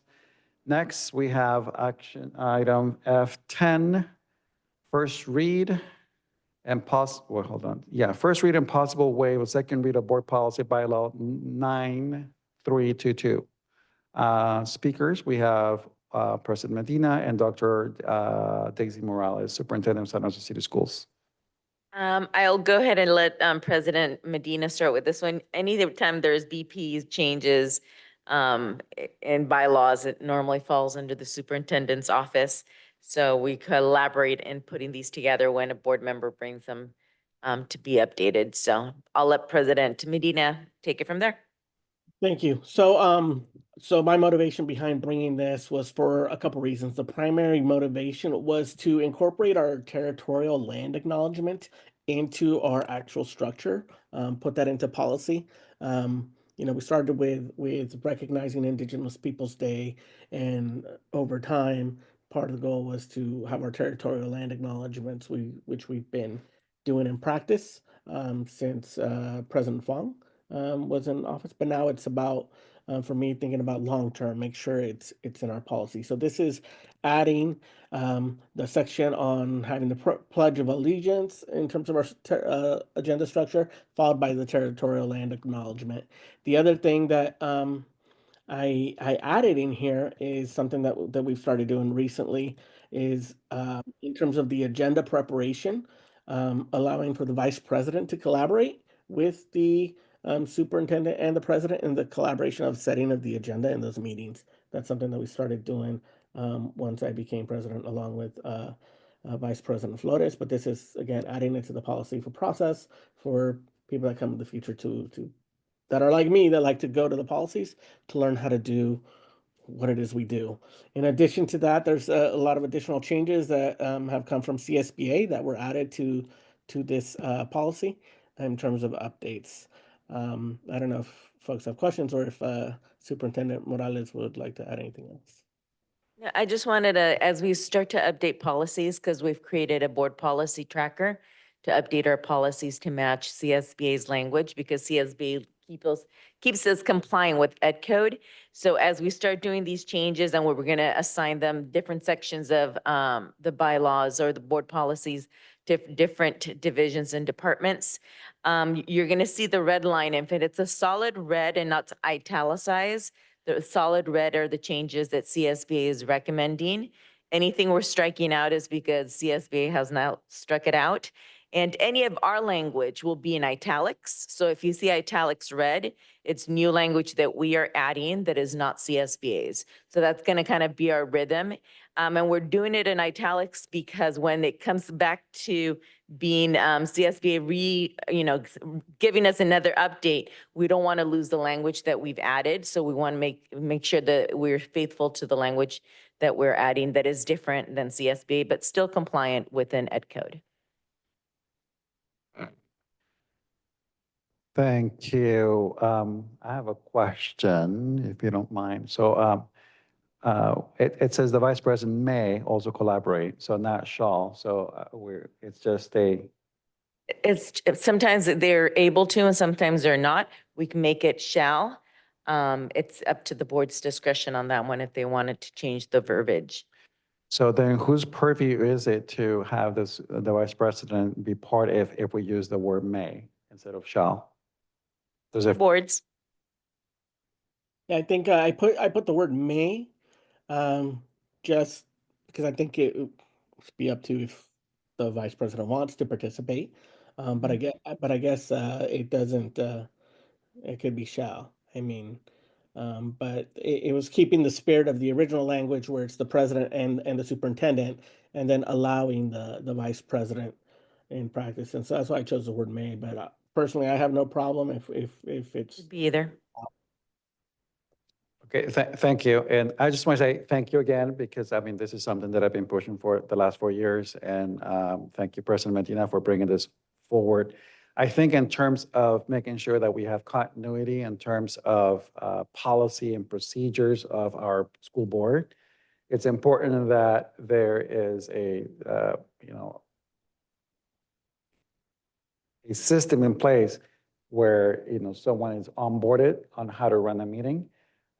Too often we have new presidents that have not had the opportunity to see what it takes to set the agenda, right? And then it falls on our staff or superintendent to train them. So I think it's important to have this sort of onboarding for future people who are going to set the agenda, because then it moves the onus to the board instead of the superintendent or their staff. So I would like to change that to a shall instead of a may. I have no objection to that. Then how do we go about, do we approve it with With that, with that amendment? that's the only slight change. That is. You can approve, and if the board agrees, you can just approve it with that word change and then waive the second. That's Yeah, So, whenever the motion's made, just make it with that change. okay, so, but I like to hear from my colleagues about this, so, Yeah, I agree. I mean, I think I was kind of more on like the may side because it offers some flexibility. Like President Medina said, it's really up to the president and vice president that's leading at the time to make that decision. But I also hear you that it's kind of the responsibility of a vice president to learn these things. And so I have no opposition to shall. thank you. All right, so did I already call for public comment? I don't think we have yet. Okay, so do we have any members present here or online that would like to comment on this action item? Members of the public joining us on Zoom would like to comment on item F10. Please raise your hand. Vice President Flores, there are no hand raised and there are no blue cards. Thank you, Melanie. This comes back to the board for further discussion or a motion. Yes. No. Oh.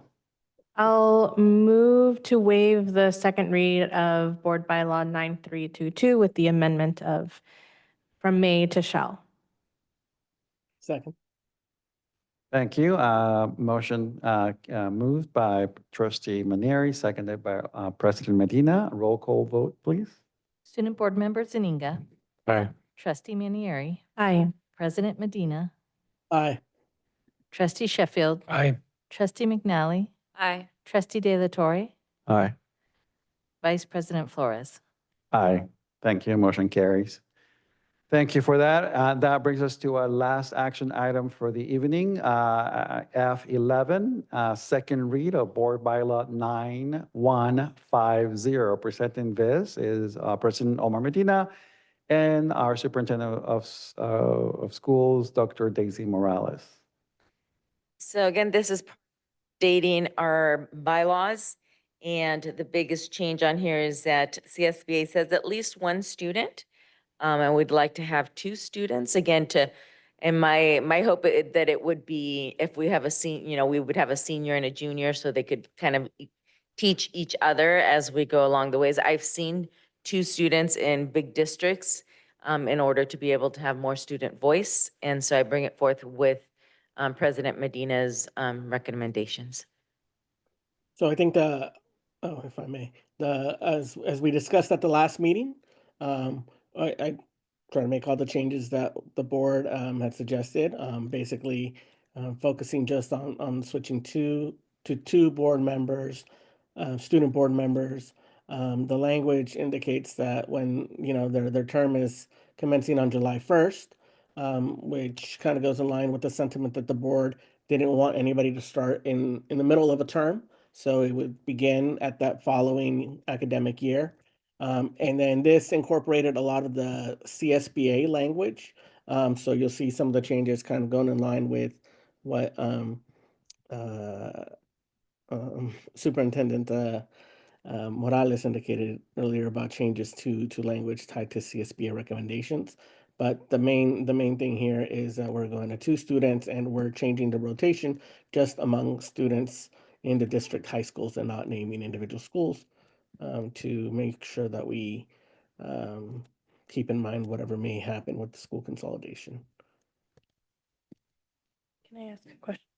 Also, I wanted to add that the county is beginning to offer trainings for student board trustees, but I also have an extensive, like a whole week training that we can do with student trustees. And some of that material I'll be sharing with the students, superintendent, student council. So we will be talking about government and government structure in that space as well.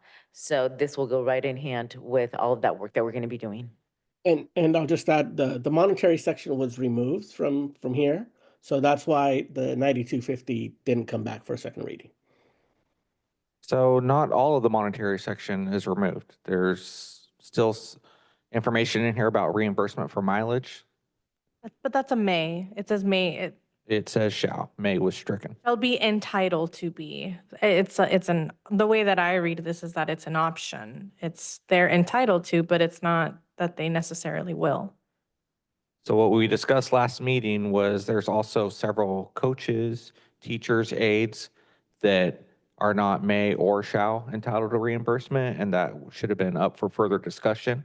And I don't think we should be making financial decisions on may or shall at this point in our budget where we haven't even been able to make offers to the CSA. So the fact that that's in there, I don't think it's ready yet.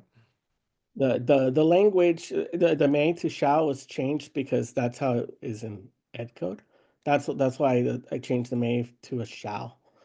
So they're entitled to it. And it's in the same way that board members are. So I mean, I think if they're Yeah. having to drive like we're driving and we're getting reimbursed for something similar, I think it would make sense that for a student, which probably struggles more financially, it would make sense that they get reimbursed. If they even ask for it. Yeah, this leads to my first question. So what you just shared with us, Dr. Morales, is that anything in italics is what the district is proposing as a change to the bylaw, but I don't see any italics here. So this is all CSBA language, correct?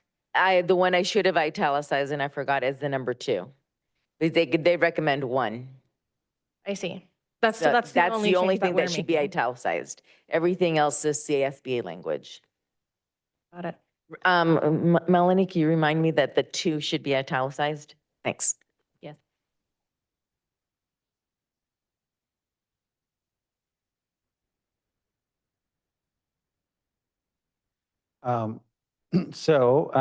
Thank you. I wasn't here last time, so I just need clarification. So this is ed code language. This is, CSBA has written this based upon what is aligned to ed code. So ed code allows for for a student trustee. It allows for these things. And so they're putting it into board bylaws. And ed code is a shall instead of a may. Is that what I'm hearing? Yes, they changed it to a shall, not a may. Ed code. Yes. Okay. All right. Thank you. So what I'm seeing on this is this ed code changed January 2024. And this was brought to our attention last meeting for some potential changes within our district. I'm still very adamant that we should not be making any financial decisions at this time or adding things that are unnecessary at this time of our budget concerns. So we didn't need to bring this up and talk about this right now. And this ed code changed 10 months ago. And now we're talking about it when we still have labor groups we're trying to negotiate respectfully with. So I'm all for bringing on 2 school board members. I'm just not ready to financially compensate or reimburse at this time. I think my question would be, so our existing language has said that they may be reimbursed for mileage. So what's the difference of may be reimbursed versus shall be entitled to? Because to leave the language as is to say they may be reimbursed. So the that's may the language allows that it to exists be now. the may allows it to be discretionary, and the shall assumes that they are entitled to that. But the may allows a discretionary for a discussion to be had on whether they are or not, just like any other of us being compensated for our time on whether we are or not. So the shall implies that is owed. And I think what President Medina is trying to say, and where I think I'm at too, is that the entitled to be gives us that flexibility that the may does. It's like semantics in my mind. It's may equals shall be entitled to be. Because, I mean, like us, right? Board members shall be entitled to be reimbursed for mileage. I've never been asked to be reimbursed I've never put in a claim for mileage. And so while I have that option, I've never done it. And that language would still be the same, or the language may would allow me to do that, as would shall be entitled to be. Like, I'm putting it into like my context, and it's still an option. Both are discretionary in my mind. So yeah, so if you read it, just the black and the one that's crossed out, the way it currently reads is student board members may be reimbursed for mileage, but but shall not receive compensation for attendance at board meetings. What it's going to now is student board members shall be entitled to being reimbursed for mileage to the same extent as other board members of the other members of the board, but shall not receive monetary compensation for attendance at board meetings. So if you just read the black with the may versus the black with the red, that's the difference. So put it in the word monetary says they're not to receive monetary compensation, but does that open up the window that there could be some compensation for their attendance? Not without board approval. Right. Because I know we had talked about possibly credits or I think that's work crossed out experience here or other too. things. And is that fall into compensation? or No, is that that's not why in they this? put monetary to be very specific that it has to do with money. Credit live in another policy. Okay, so And Yes. and I was gonna say, and the part about credits and all that wasn't added. Basically, staff indicated that there needs to be more research, both for that as well as some of the other questions that were tied to compensation around scholarships and all that. There needs to be more research for that. So that's why none of that was brought forth. thank you.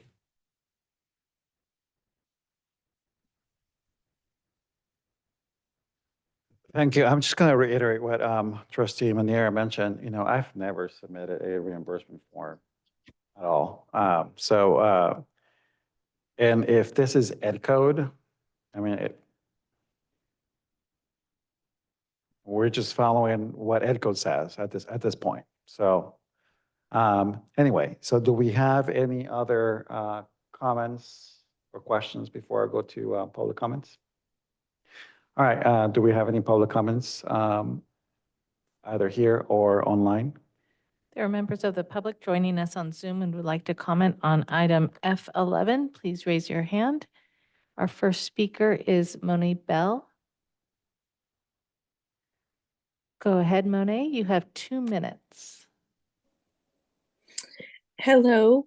I find it incredibly poor judgment to continue to bring this up with the monetary, whether it's ed code or not. The situation of our district is dire. We're talking about consolidating schools. We're talking about people who work for Santa Rosa City Schools who can't even afford rent. They have no home.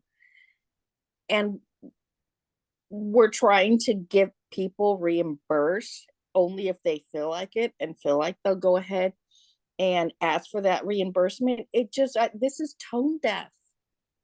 We need to focus on other issues rather than debating about someone getting mileage. We can't afford to keep all of our schools open. I just request that this board put their priorities in order, please. Thank you. Thank you. Our next speaker is Pam Karbowski. Go ahead, Pam. You have 2 minutes. Good evening. This is Pam Karbowski. I am an elementary PE teacher at Brook Hill and Biella, and I'm also a Comstock middle school basketball coach for both the boys and the girls teams, as well as a track coach. And I just want to thank Mr. De La Torre for questioning everything that is happening in regards to this item. I too agree with the speaker that just spoke that we do need to think about what's happening in our district right now and think about when we are talking about monetary issues here, where our priorities are. I also would like to just piggyback off of one of my colleagues, Jose Salazar, who spoke at the last meeting.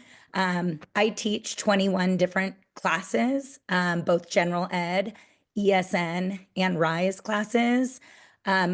I was not able to get equipment last year because I was told when the order due date was. 3 of us got it in by that date to only then be told that the date had changed, but nobody in the at the district office let us know. Nobody in HR told us that the date changed. So we did not get equipment last year. We are not getting equipment this year because there are $0 towards it. I teach approximately right now, I did the math. I teach approximately 353 students. It gets wear and tear. We work outside on the blacktop. I don't have equipment necessarily that is for my ESN and RISE students. So we are in dire need even for equipment. So again, I do hope that we take in consideration everything that is happening in the district before we think about the topic that is being brought up today. Thank you. Thank you, Pam. Vice President Flores, there are no other hands raised, and I don't have any blue cards. Thank you, Melanie. This comes back to the board for any more questions or comment. Trustee McNally. I think that in order for the student board positions to be equitable and accessible to all students, it can't come with a financial burden to those students. We're not talking about paying students. We're just talking about reimbursing the gas that is required for them to attend events for the board. So also, like Trustee Manieri said, it's semantics. We were already offering this. It's just a language change. So I fully support this this change to the bylaw. Thank you. Yes. Yeah, I mean, I just want to say that I acknowledge that this conversation around money right now is going to bring up a lot of real and valid feelings. And I think what we also need to recognize is that this isn't necessarily about the reimbursement itself. It's about making sure that our policies are aligned with education code. And that's such an important responsibility of this board to make sure that we are in compliance in our language and our policies. And so while we're talking about money and possible compensation, it's not even, you know, a given, it's a possibility. It's an option. It's still hard. And I just want to recognize that, but I hope we can also recognize that it's our responsibility as board members to make sure that our policies are in compliance with that code. You know, I just want to say again, this is, yes, this is a bigger argument about money and where we are in these times. And we heard it in some public comment. You know, in 8 years' time, 100% of my stipend, my very small stipend, my time on this board has gone back to our schools, 100%. That's in sponsorships, that's in walkathons, that's in sports teams, that's in campus equipment, that's in bake sales, that's in anything for the youth of Santa Rosa. I give it back because I have the means to do that. I can't speak on, you know, for the rest of my fellow board members, but that's what my stipend does. Okay, so it's in a way, yes, this is all about money, but from my position, it's also a little bit insulting to try to make a comparison that isn't there. Okay, it's not there, and tying it to this agenda item, this is a bylaw. This is the functioning. This is the business. This is the policy of the board. It's really important that we address these bylaws. I'll stop there. Thank you. Any other comments? Yeah, I'd just like to add that, you know, and the biggest motivation around this is to increase the student voice by adding another student rep. That was the biggest motivation around this bylaw change. So I just wanted to remind folks of that. Thank you.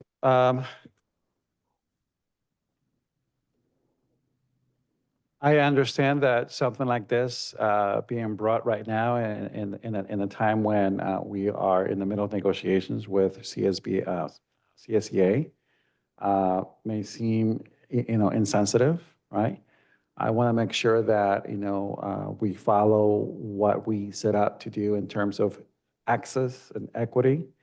I know when I was in high school, I would have never been able to do this. You know, I went to school in San Francisco, and, you know, luckily there, you know, the transportation system there is pretty robust. Here in Sonoma County, we don't have that, and I don't want to disadvantage students who may not have the access of other folks.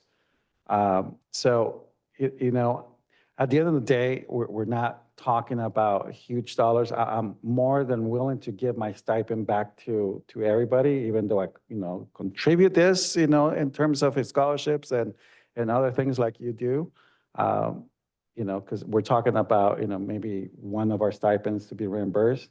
I'll be more than happy to say no more to my stipend, you know, to ensure that we have access to our students, especially those students who may not have the resources to do something like this.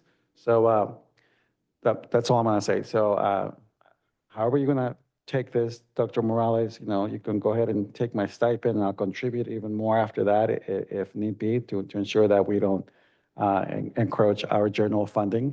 But accessibility is something that I think is important for our students to be able to participate in the democratic process that is this board.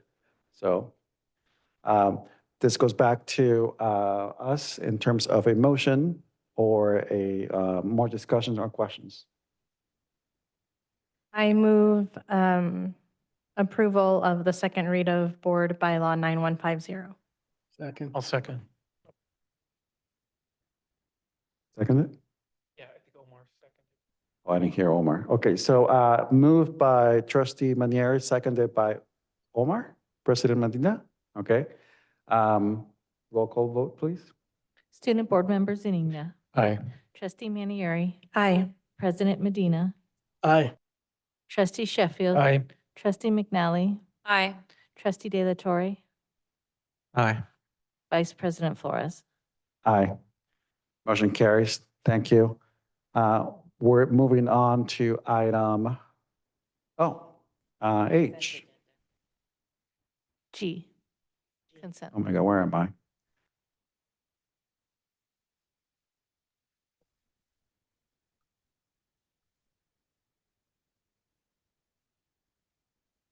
Move Where's to this? approve items G1 through G13. A second. Thank you. There I am. I lost myself. Right. So moved by President Medina, seconded by Trustee Manieri. All those in roll call vote, please. Student Board Member Zuniga. Aye. President Medina. Aye. Trustee Manieri. Aye. Trustee Sheffield. Aye. Trustee McNally. Aye. Trustee De La Torre. Aye. Vice President Flores. Aye. That moves us to item H, approval of minutes. H1, approval of minutes of the regular board meeting held on September 25th, 2024. So moved. Moved by Trustee Manieri, Second. seconded by Trustee McNally. Roll call vote, Pete, please. Student Board Member Zuniga. Aye. Trustee Manieri. Aye. Trustee McNally. Aye. Trustee Sheffield. Abstain.